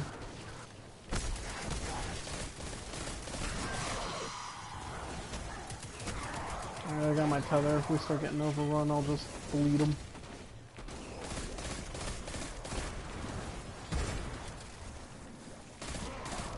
Shank on the web. What's up, boss man?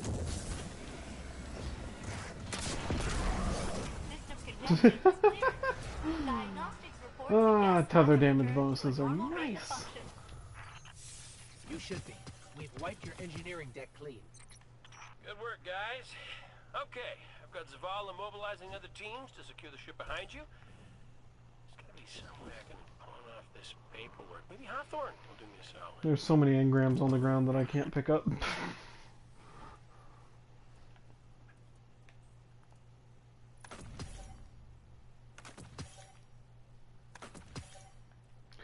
If I was gonna make a strike-specific reward, probably be a linear fusion rifle for the Garden World strike. Reason being is just the high pinpoint damage for the boss.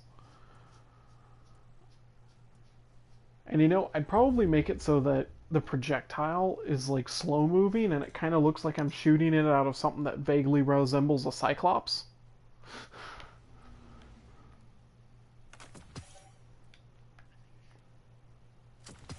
A little bit better? Alright. What?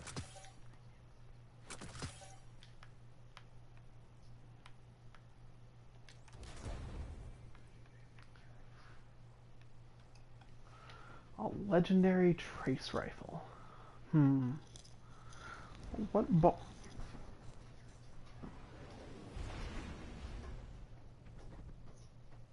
you know they're gonna drop one with the next DLC. There's no way.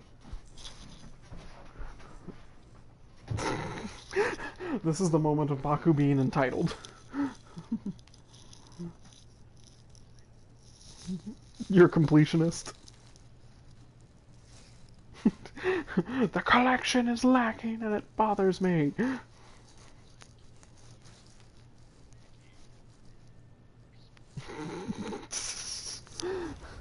You and your trace rifles.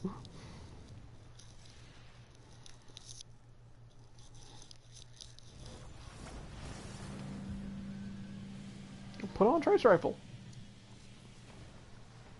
Operation Intrepid is live on Io. I corner raided Ashemir standing by. Ah, I Based see. on this team's collective experience, I see the dilemma. Delve into its very core to find Brachion. Actually, that thing plus Devour Warlock is the dumbest build that I've ever done in my life. We always get the low pressure gigs. Okay.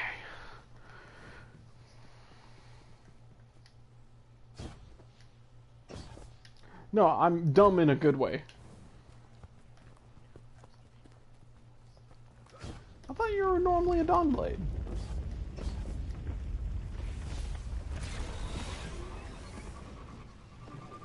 Oh, gotcha. Guardian down. Dang it, Baku.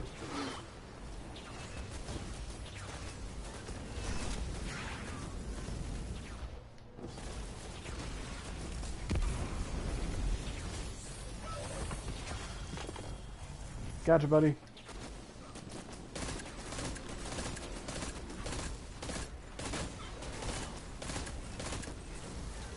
Oh my goodness, this pulse rifle is painful to use.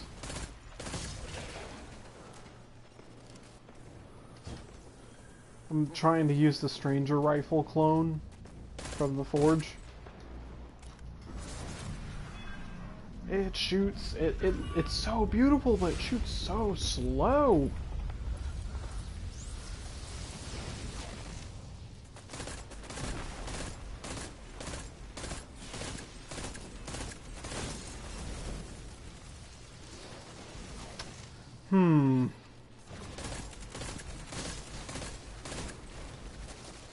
There's a couple of things, because if we're doing Mars, one, I'm just excited to see Mars.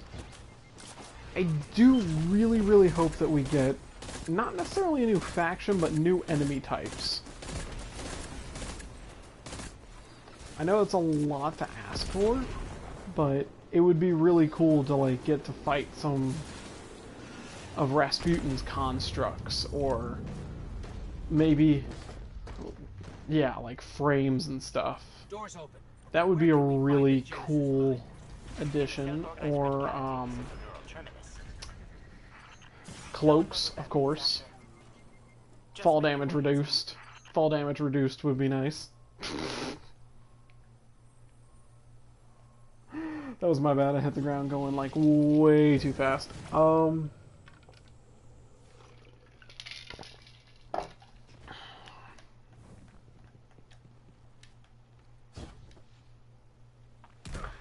Actually, you know what would be really cool?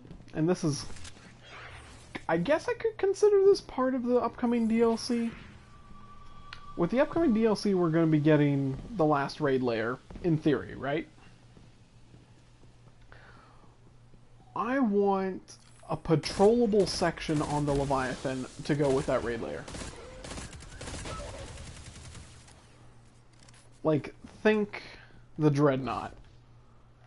Only on the Leviathan. That would be really cool, in my opinion. Sometimes when I'm waiting for raids to start, I'll just go run around on the Leviathan. There's so many nooks and crannies and little things that we've found but can't explain what they are or what they're for yet. Like, I've looked every square inch on the outside of that ship, and I found one button. Can't figure out for the life of me what it does. But I can push it.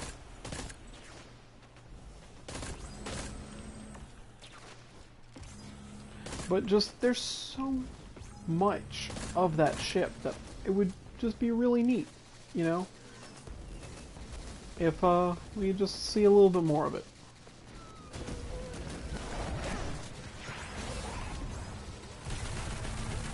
That's fair. I mean, we did get to see the door to the first raid layer before the raid layer got released.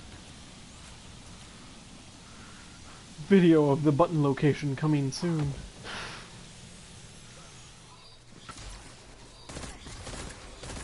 No, those things would be cool.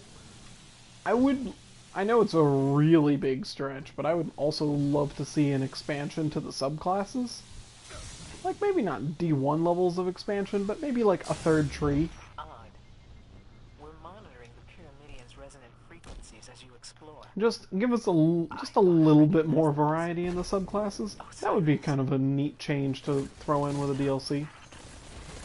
Because I don't think we're going to get a whole nother, like, Taken King style subclass quest. That's not going to happen. We've already got the 3 damage types.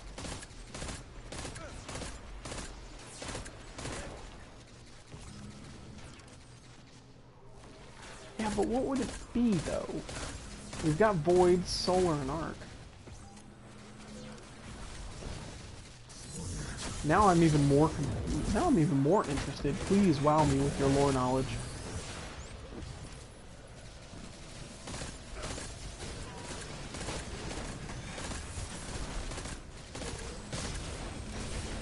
Oh, what?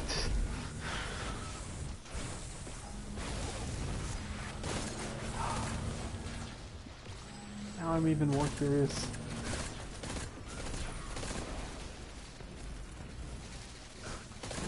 Okay, you're going to have to refresh my memory on that.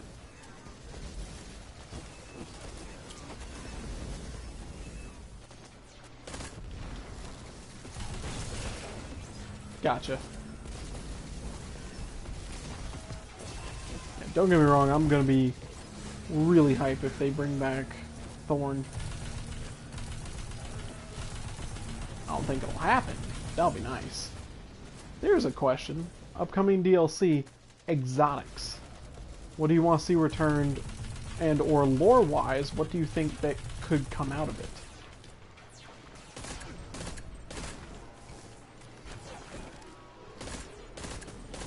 Alright, War Mind, that makes sense.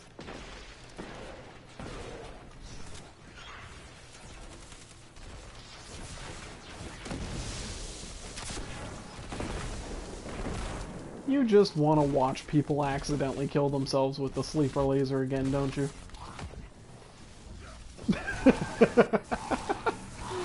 Alright, fair enough. Alright, so we got sleeper. Anything else? I'm a man of simple pleasures. I just want to watch people shoot themselves in the face by accident. We all know. We all know. You've never told me about your fire team, Asher. What is there to say? Hunters, the both of them. I hired them for an earlier expedition, and we stuck together. Until... So...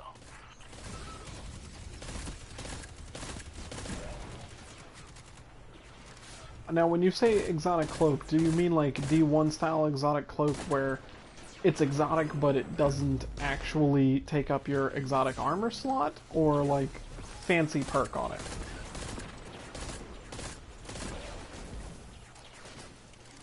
Okay, so somewhere in between. You just want on a Braze cloak.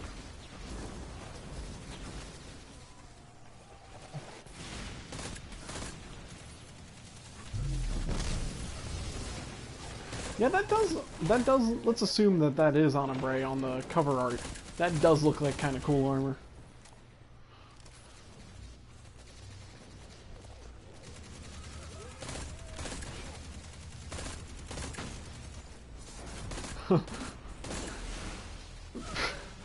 You okay over there, Baku? Alright, any other, exotics that you think we might see the return of?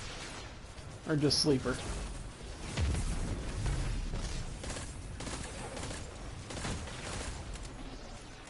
Alright, that's fair.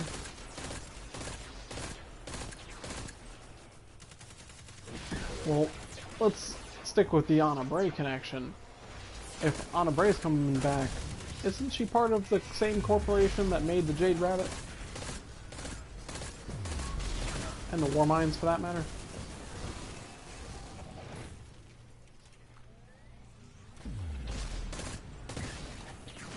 I'm listening.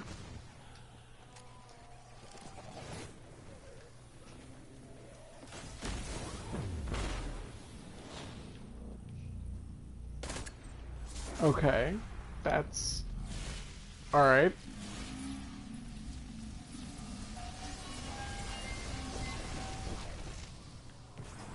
Oh my god, the Bray is a Shinobu!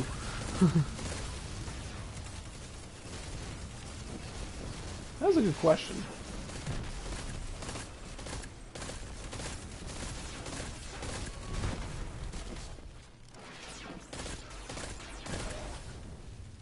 So, does that mean every time we... Does that mean every time we die, we lose our memories? Ah, gotcha. Asher's studying data on your current position. I believe he said impossible. Oh, 12 times and counting? Banshee? Here, I'll patch him in. Impossible. Impossible? I couldn't. No, that's impossible. Banshee strikes me as that, like, crotchety old gunsmith you'd find in West Virginia that smokes 7 packs of cigarettes a day and just doesn't care anymore.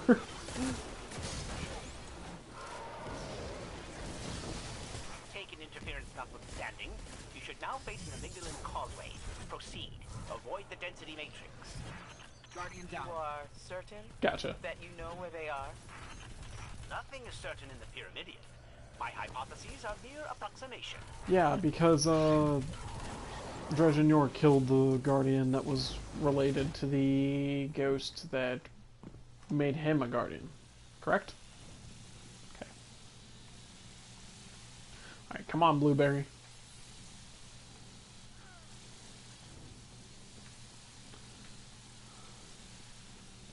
I'm gonna make you a Guardian so that you can go kill the guy who killed my Guardian. Ghosts are spiteful little fuckers. Sorry, bad language.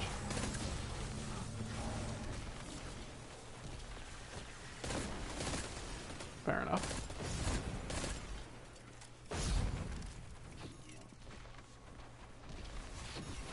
Ooh, learning about the deep lore now.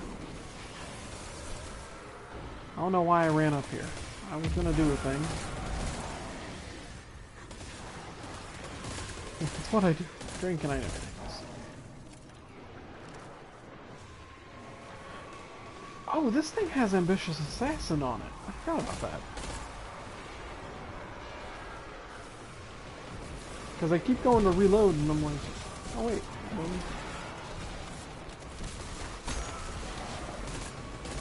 Small bursts.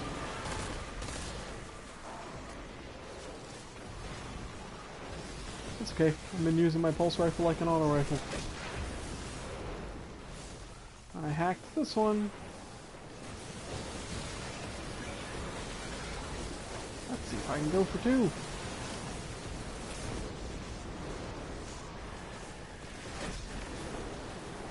That's two. They all should be hacked now. We just gotta wait for the door to open.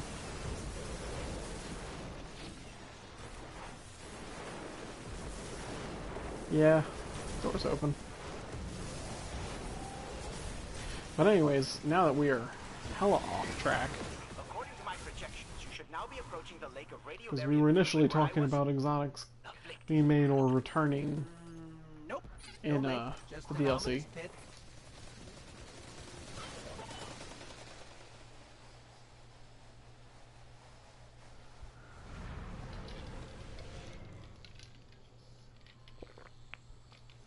We're in some kind of interdimensional terminal. A neural terminus. You're on Brachion's doorstep. Inform the Genesis I'm waiting. mind that it has guests. What are we waiting on? Nice landing.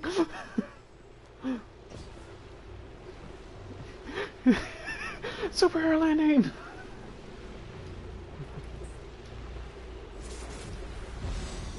don't happen to have a damaging rift, do you? Oh, where'd you go? Yeah, right. I keep forgetting you run away immediately.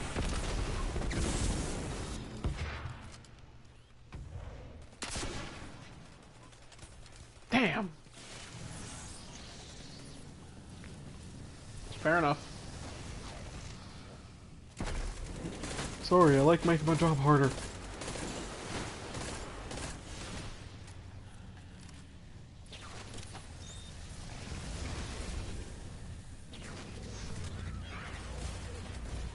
Haha, you can't see me, silly Vex.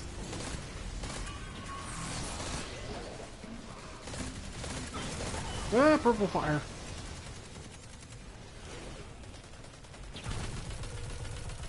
Nice.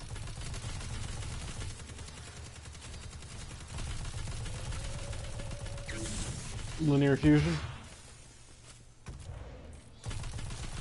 You're making me want to use my linear fusion. I know I've got a mana war somewhere.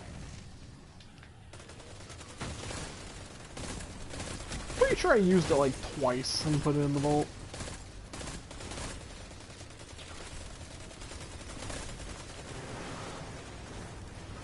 Fair enough.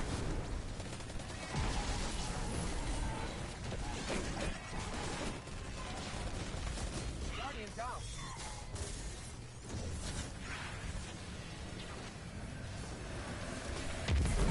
No problem. And they said the Hunter Wombo combo no longer exists. It still exists, you just have to tether first.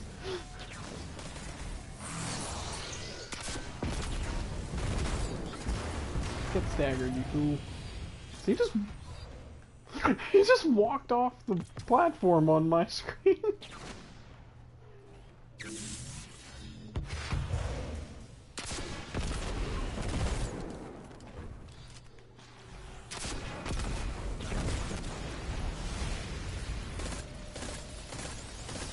Same. We should probably clear ads.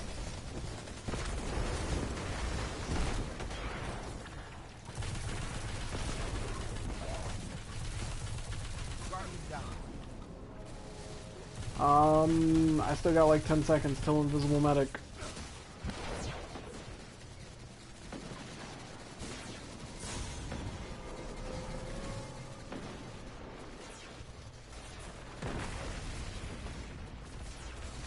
Here I come. Oh, whoa. Hey, he's dead. What killed him? Did anyone see? No more. Bring me its arm. I wish to hang it in Wow. place of honor. Striker Titan OP, I guess. Bring me the ashes. I have constructed an urn for them. God, Asher is like the most spiteful person. He's super salty.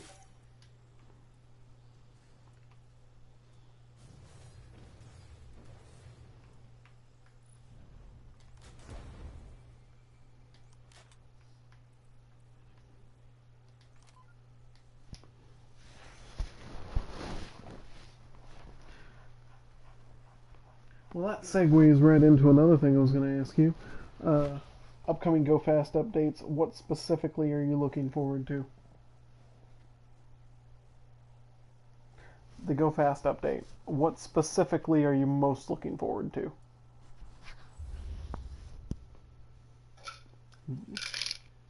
Yeah.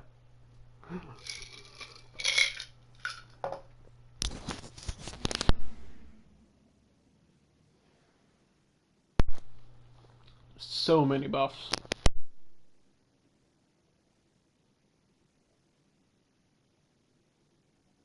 Like, it's truly ridiculous how many buffs. Like, when they said they were gonna buff stuff, I expected them to go through and buff some stuff. Not... yeah, not literally everything. Like, I like the way Dado put it. It's like someone found the buff things button and sat on it for about 3 weeks.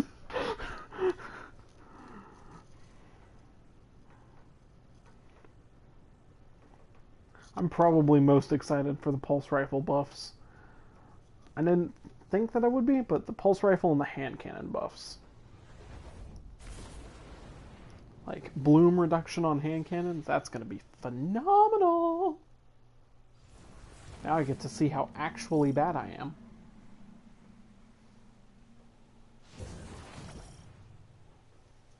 Oh, hey, look, it's this strike again. So the Fallen have cracked open the Exodus Black. Fail-safes on the edge. The strike Meanwhile, repetition I'm reduction. over here thinking about how much Golden Age tech might be in there. It's go time. I appreciate your concern, Cade Unit. Thank you, Captain. I've marked a trail of arc pulses to denote their movement. Guardian, Operation Piccolo is... That's okay, I brought my spiders this time. I'm detecting another set of arc pulses. I'm gonna see how effective the colony is against the boss.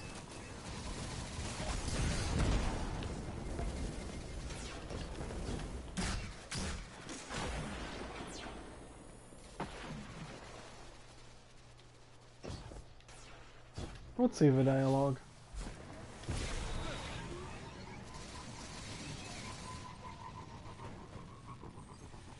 What do you mean?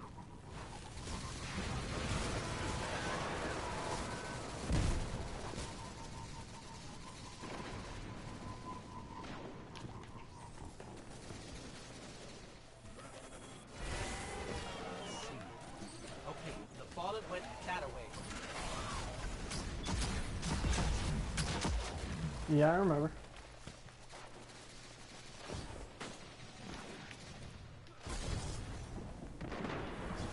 Oh, I know which things you're talking about.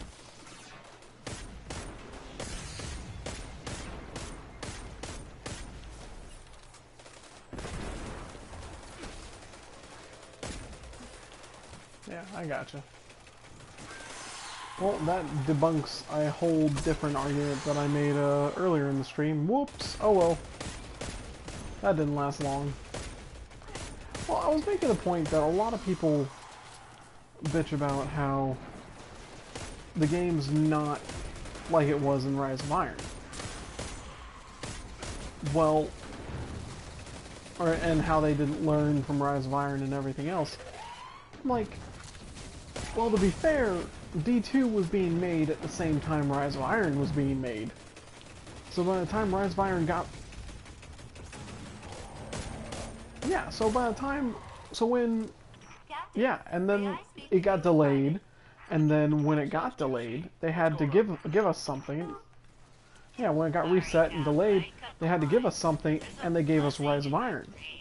So I'm like, okay, the game D2 was being made to accompany a D1 that ended just after the Taken King, not after the events of Rise of Iron. But I suppose if there's voice dialogue that acknowledges the events of Rise of Iron, then that kind of makes that a moot point.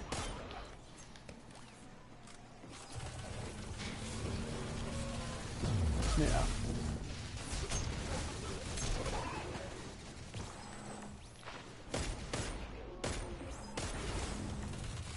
Mm-hmm. For the Grimoire!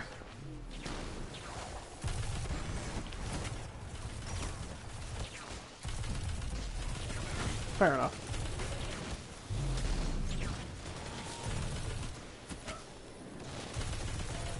Be careful while I'm gone.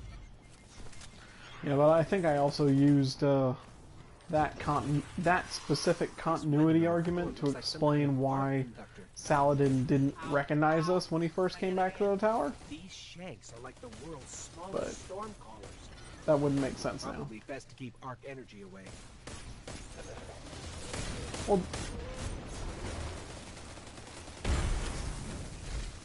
oh yeah, that's right.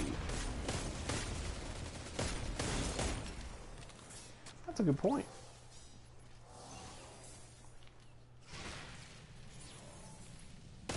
Well, she vaguely remembers us. She even mentions during the start of the story, she's like, you seem familiar, but I can't place you.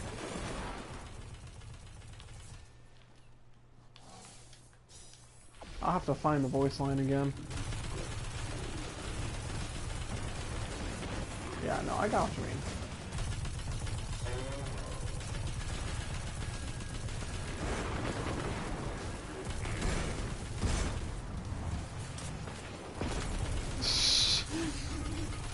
How to tell if you're a pro warlock. Alright, what is on the... I knew there was something on the plate.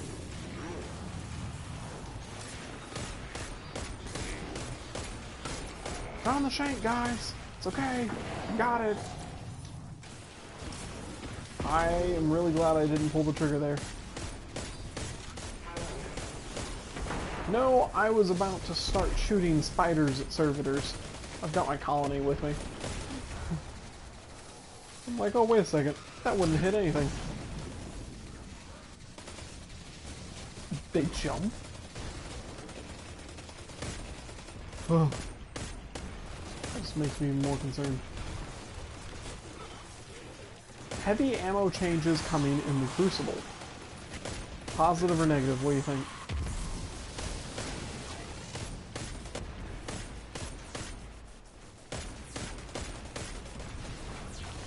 Okay, give me your reasoning.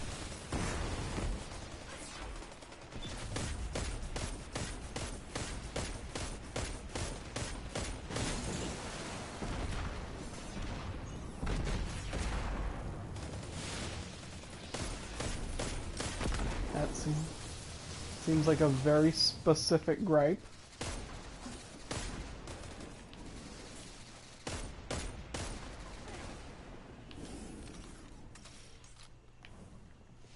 barrier is down.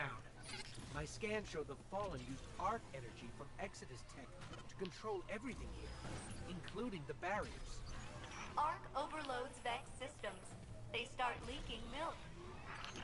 Captain, have you located those Fallen? Yeah, Not that's pressing, gonna get but I annoying can quickly. feel them, ripping That's a things fair out, point. I hadn't thought about using that. circuits. Lovely. We've handled quite a few of them, actually. Guess they're not the ones we want. We'll keep looking. We're investigating new arc pulses now.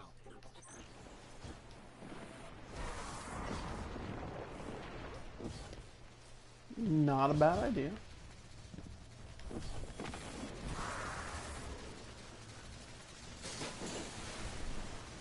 These Vex, they're building something. Calculating probabilities. Oh, hey, want to do a random public event? Yes, they are. Yeah, I shot a thing, not thinking.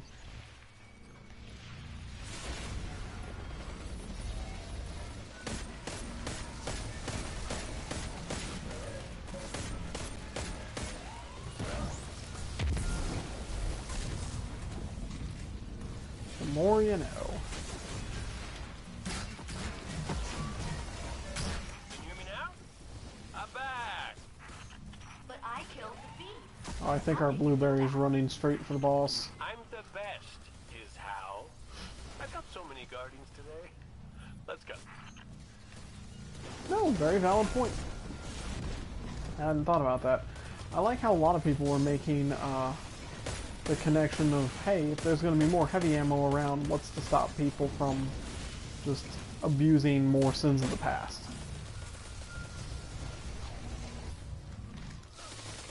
And all we really got from Bungie was, well, from what we can tell in our playtests was, people weren't doing that. Okay, that's good and all. I'm glad that your playtesters weren't doing that, but the playtesters also probably want to try the sniper rifle buffs.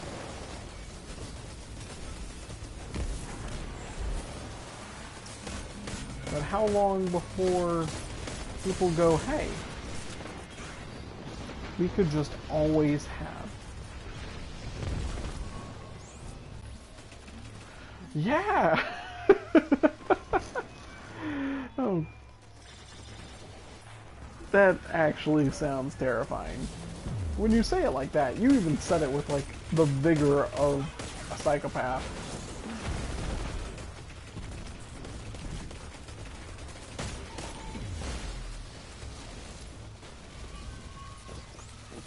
I mean, we already had laser trials, and that wasn't the worst thing in the world.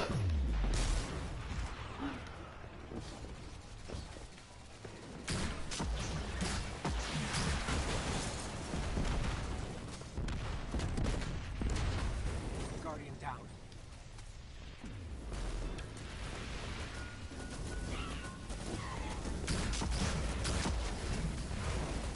Word coil.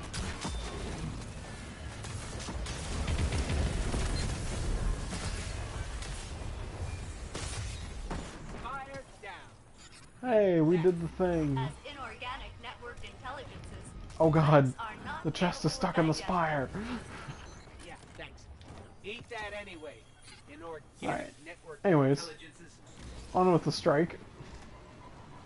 Yeah, I would be a little... Now that we've been sidetracked all the way through Ward of Coil, Crucible, terrifying things. Side note, I got the Mida, like, 2 days ago in Destiny 1. That thing is bullshit in the Crucible.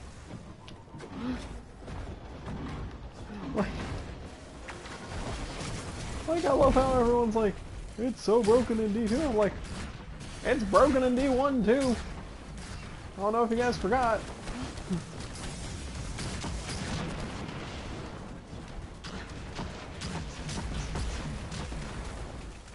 They need to take off their nostalgia glasses.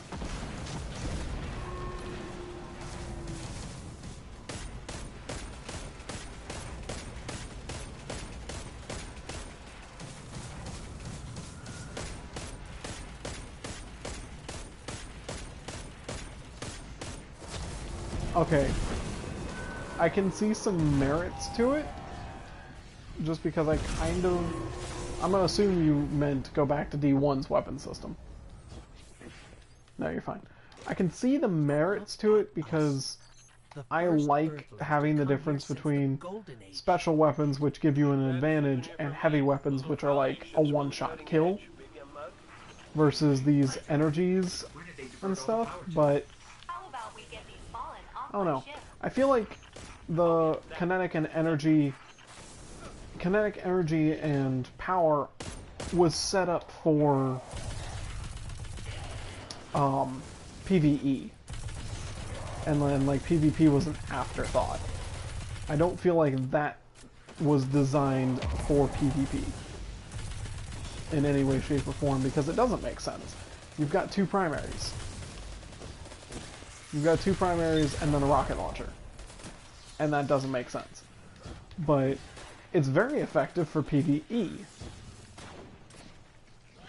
So, I guess, I don't know. I don't really want it to revert back because I don't think that's solving the problem.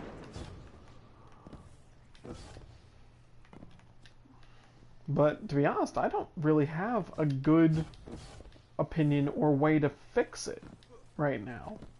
Besides, I don't know, changing the way loadouts are set up in PvP alone, and I really hate gravity. Like, I have a really bad problem with gravity. What about you?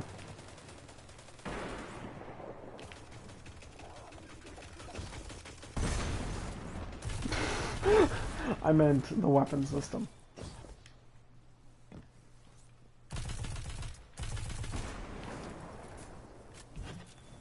Okay, I'm curious to hear your reasoning.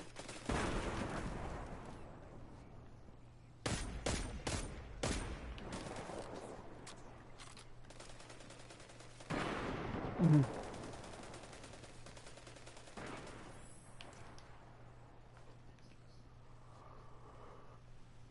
Did you hear that? I mean, that's fair.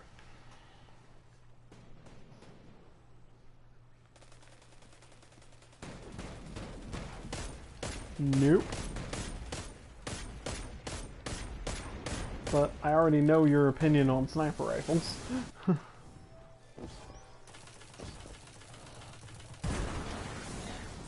Alright, give me the story.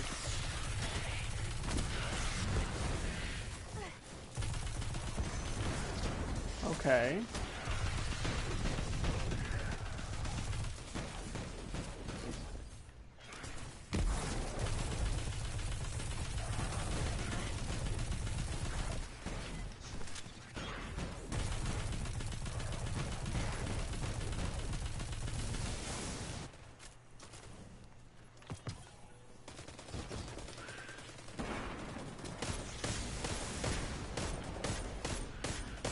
That sounds disgusting.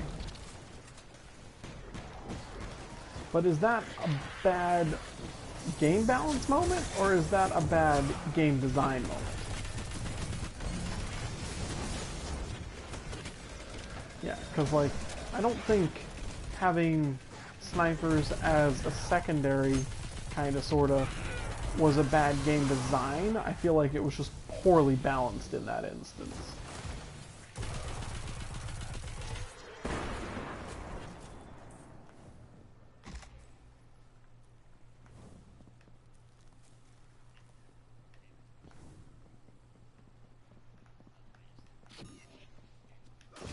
Yeah, that's also not too smart.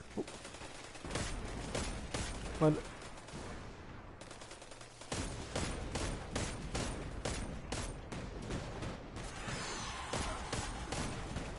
which some people would argue is a good thing nowadays.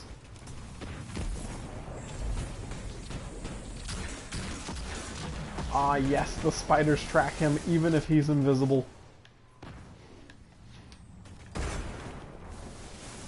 I like it.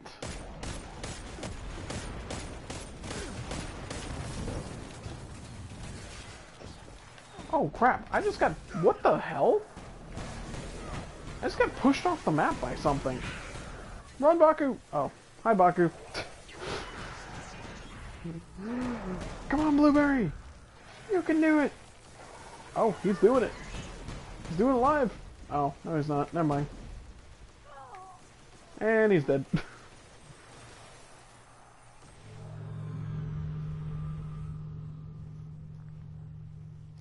But no, I would love to see snipers come back in some kind of usable fashion.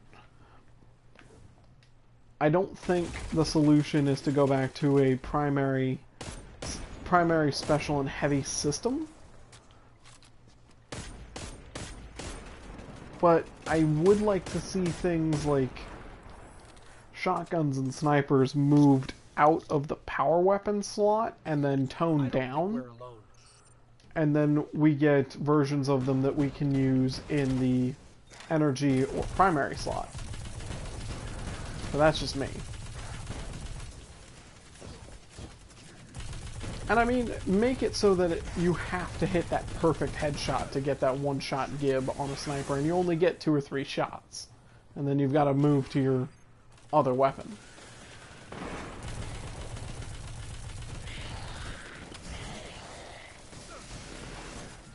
Yeah.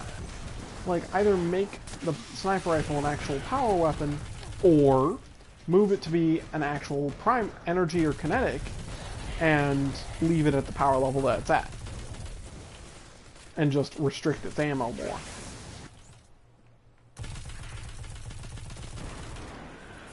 Well, no, they're giving it more ammo and leaving it in the power weapon slot. Is what they were discussing doing, unless I missed something. Yeah, so... Well, no, I thought they were buffing precision damage. That's not an overall damage buff. Which, on a totally different side note, makes no damn sense to me, because sniper rifles already have the highest damage potential in the game if you're going to assume just precision damage.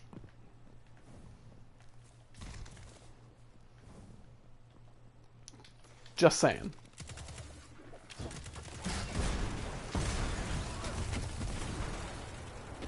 Like, I'll try to find the chart and post it in the Discord. I think it was, I think it was Fallout Plays or something, did damage comparisons between all the heavy weapons and found that if you only land body shots, or collateral damage, rocket launchers have the highest, but if you land precision shots, sniper rifles are ludicrously higher in the damage department. Just the problem is the consistency and the amount of ammo.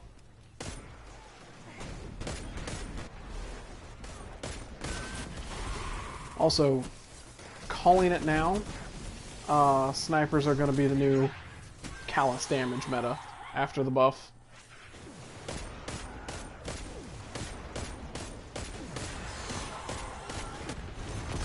I've got a funny feeling, if they buff the ammo as much as they're talking about buffing it, you're gonna have so much more heavy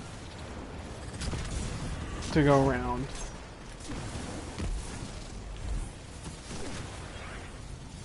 You're gonna have so much more heavy, plus the precision damage multiplier buff, plus that giant hitbox on Callus. I don't know, I've got a funny feeling like it's gonna be the new damage meta.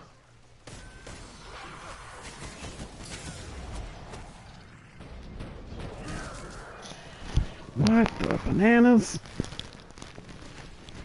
Oh no, the Cold Heart is still ludicrously good damage. But let's exclude the Cold Heart for a minute and assume non-exotic damage. Like, it's pretty understood that cluster rockets are the best DPS. Best DPS for Argos, best DPS for Callus, best DPS in general. But with that damage buff, plus the ammo buff, I have almost no doubt in my mind that snipers will be able to at least compete.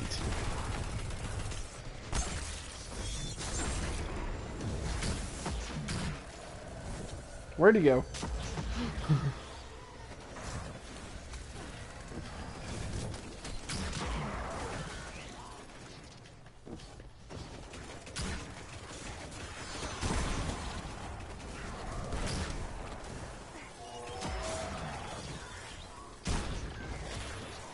Holy crap, the spiders do jump. Ah, that's the boss. I would actually really like to have this guy's cloak as a strike drop. Not gonna lie. It's a cool looking cloak.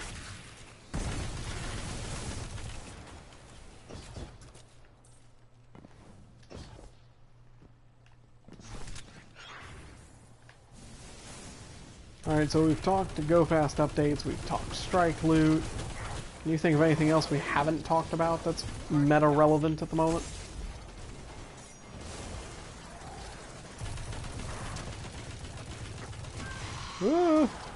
Why am I last guardian standing? This is not okay! Are you kidding me right now?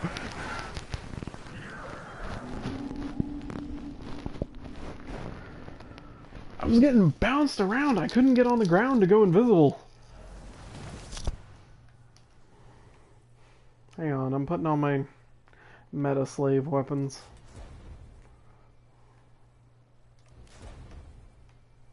I'm ready to wrap this up.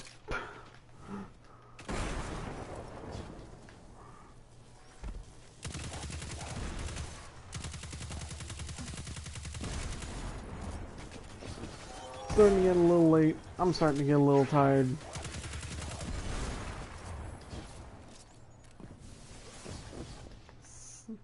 I don't have to work, but I know the feeling. And besides, I feel like this was a productive stream. We talked about all the things.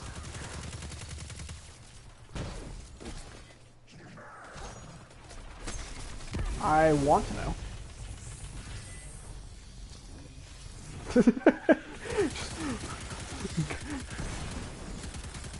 Bring back the kiosks! Oh my god, I want that on a t-shirt now. Actual Destiny endgame problem. Kiosks. Why am I almost dead again? Please stop.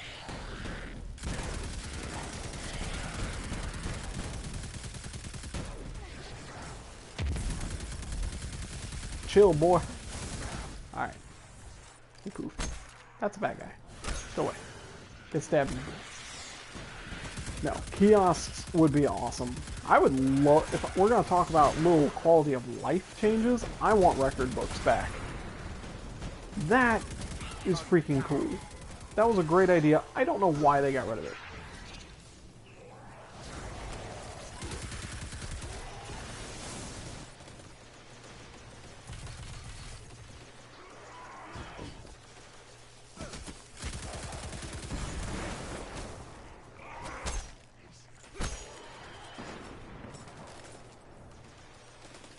Well, I didn't want to approach the Eververse is ruining the game topic, because that was just going to get a little too salty. But I... Okay.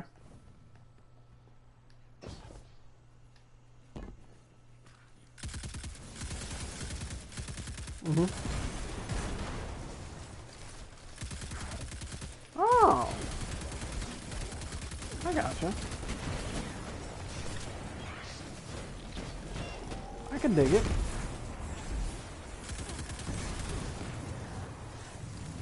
Please don't.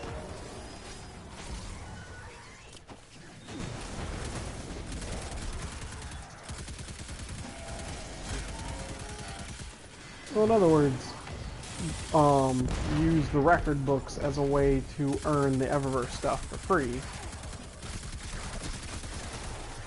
but still have it available in Eververse.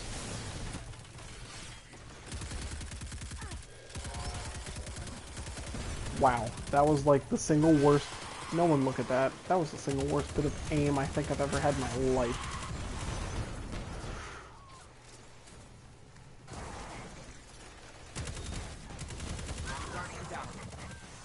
Invisible Matic!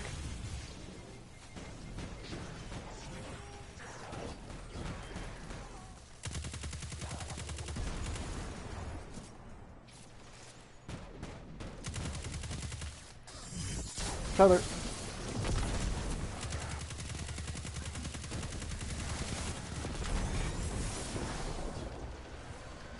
God, the fights to auto rifles are so undervalued.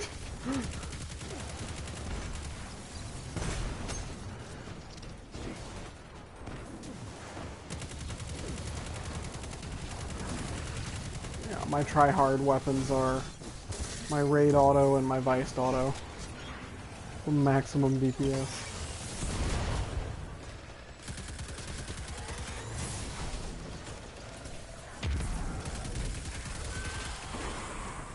Actually, the Iron Banner auto's pretty ridiculous, not gonna lie.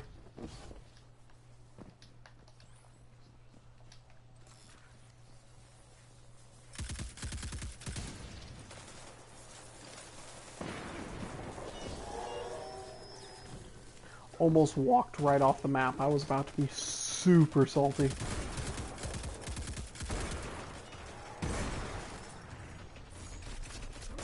Oh, he's over here.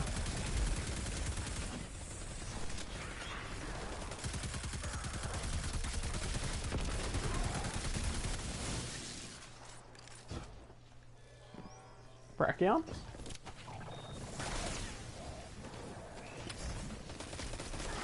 Oh, I forget what he's called, but I know which one you're talking. The inverted Fire Strike. Oh, he's back.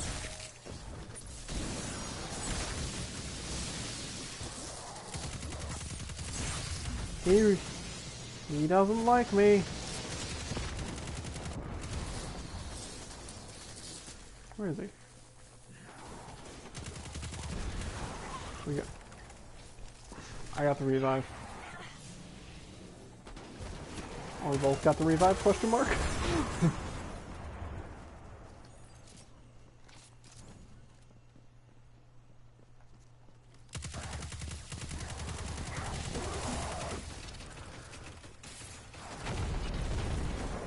I see rocket launchers.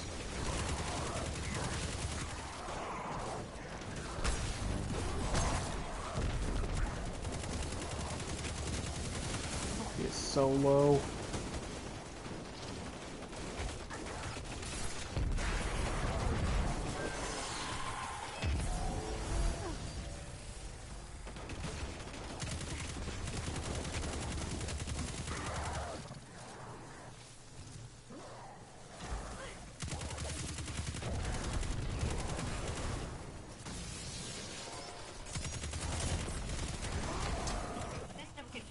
And we're done. Yay! Woo!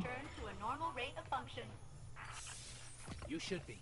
We've wiped your engineering deck. I watched some of them. Why? Was it? Did I miss something particularly funny? Other teams to secure the ship behind you. Gotta be some way I can pawn off this paperwork. Maybe Hawthorne will do me a solid. Oh, and he stabbed the.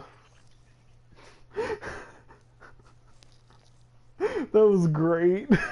Like, his whole team's dead, and he's like, I'm trying. They're all screaming, shoot him, shoot him. He's like, I have no ammo. Oh, Bungie, bring back synths. If that isn't enough reason to bring back a synth, I don't know what is. That poor guy.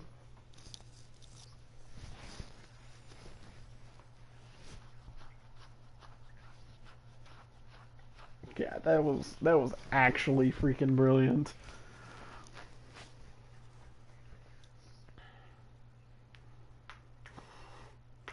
God, that was a prestige callus too. Like, that's bananas. Yeah, I honestly, I know we can do it. It's just a matter of everyone's just like lazy.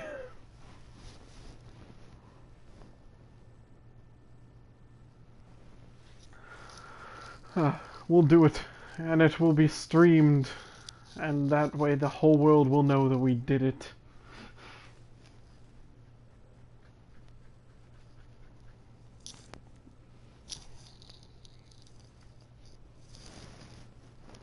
Yeah, probably. No, it'll just be me that's horrible.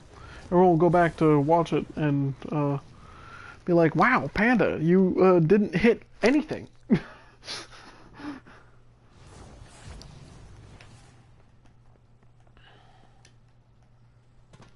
Go talk to the Eververse. Welcome, Guardian. Wow. Actually, I lied. I'm going to go talk to the Cryptarch. I have a full inventory of legendary anagrams. Back from the hunt, I see.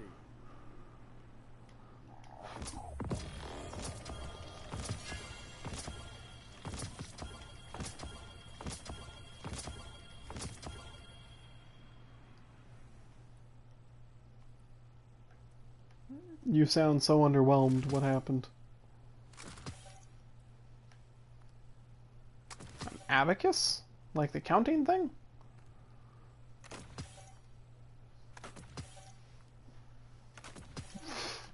Okay.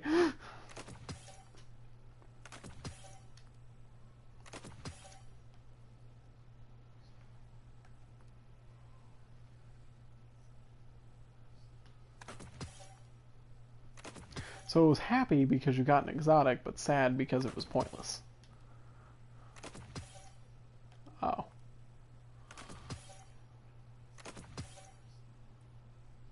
Yeah, I gotcha. Alright. Yeah.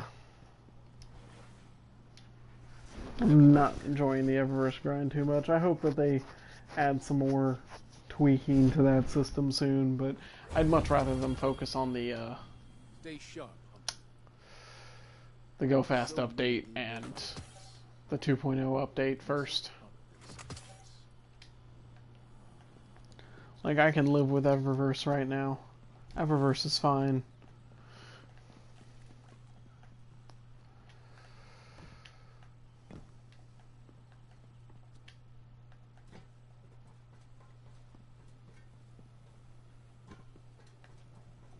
Whee! Time to go turn in all the Lakshmi stuff. Who'd you pledge to this time, BT Dubs?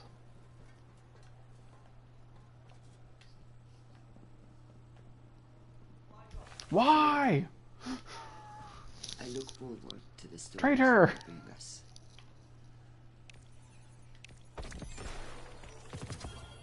Yeah, I know. You're fine. I want Future War Cult to win one. Ooh! I got the Future War Cult ship. That's actually a pretty good drop right there.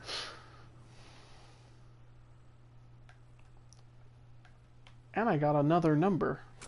Transfer that over to another character.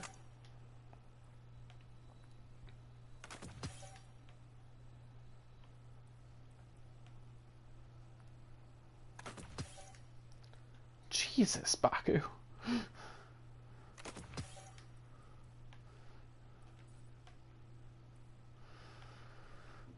That's okay, I'll be catching up to you soon. I've been gradually stockpiling them again. Hey, that's not bad. Oh, that's getting... You should inspect my ship.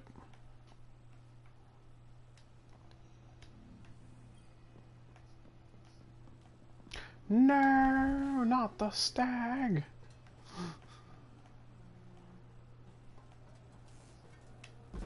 Ripperoni.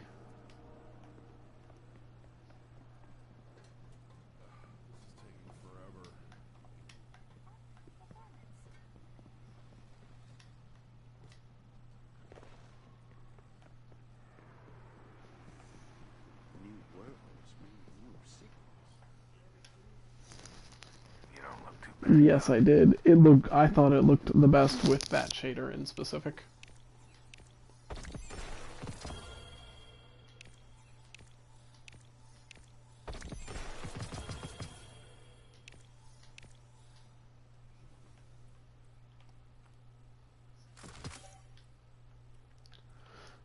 Let me peek.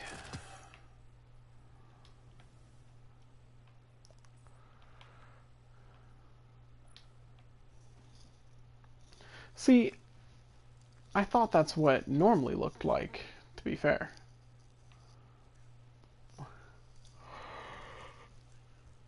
Oh, alright.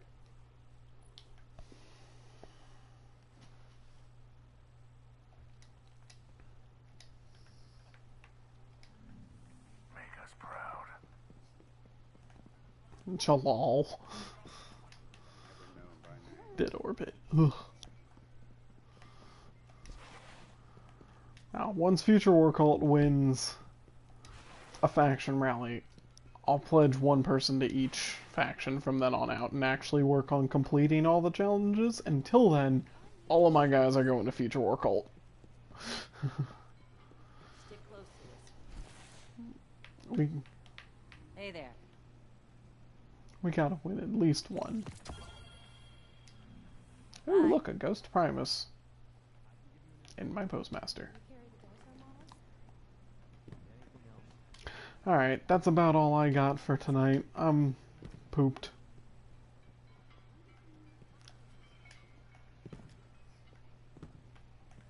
Wait, where are you? What'd you do? I'm confused.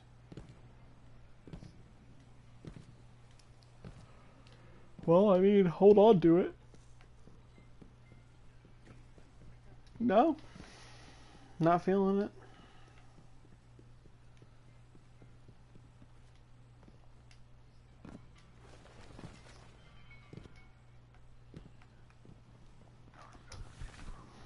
Oh, well, alrighty then. Greetings. What's the flavor text say? I'm curious.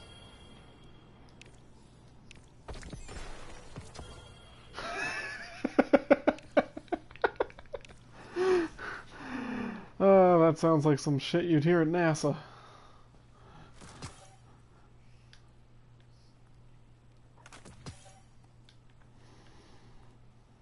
I question the wisdom of this plan.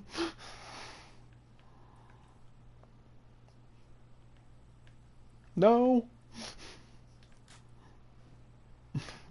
Okay.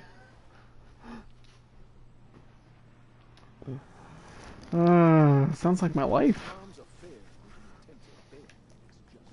Alright. On that note, I'm gonna end the stream here and let this archive. Alright.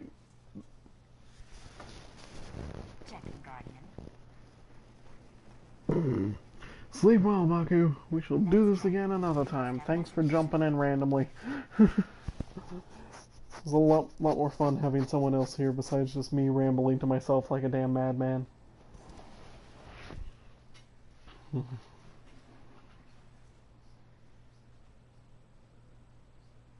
Other times you talk to the expert. Just saying. On that note, good night, everybody.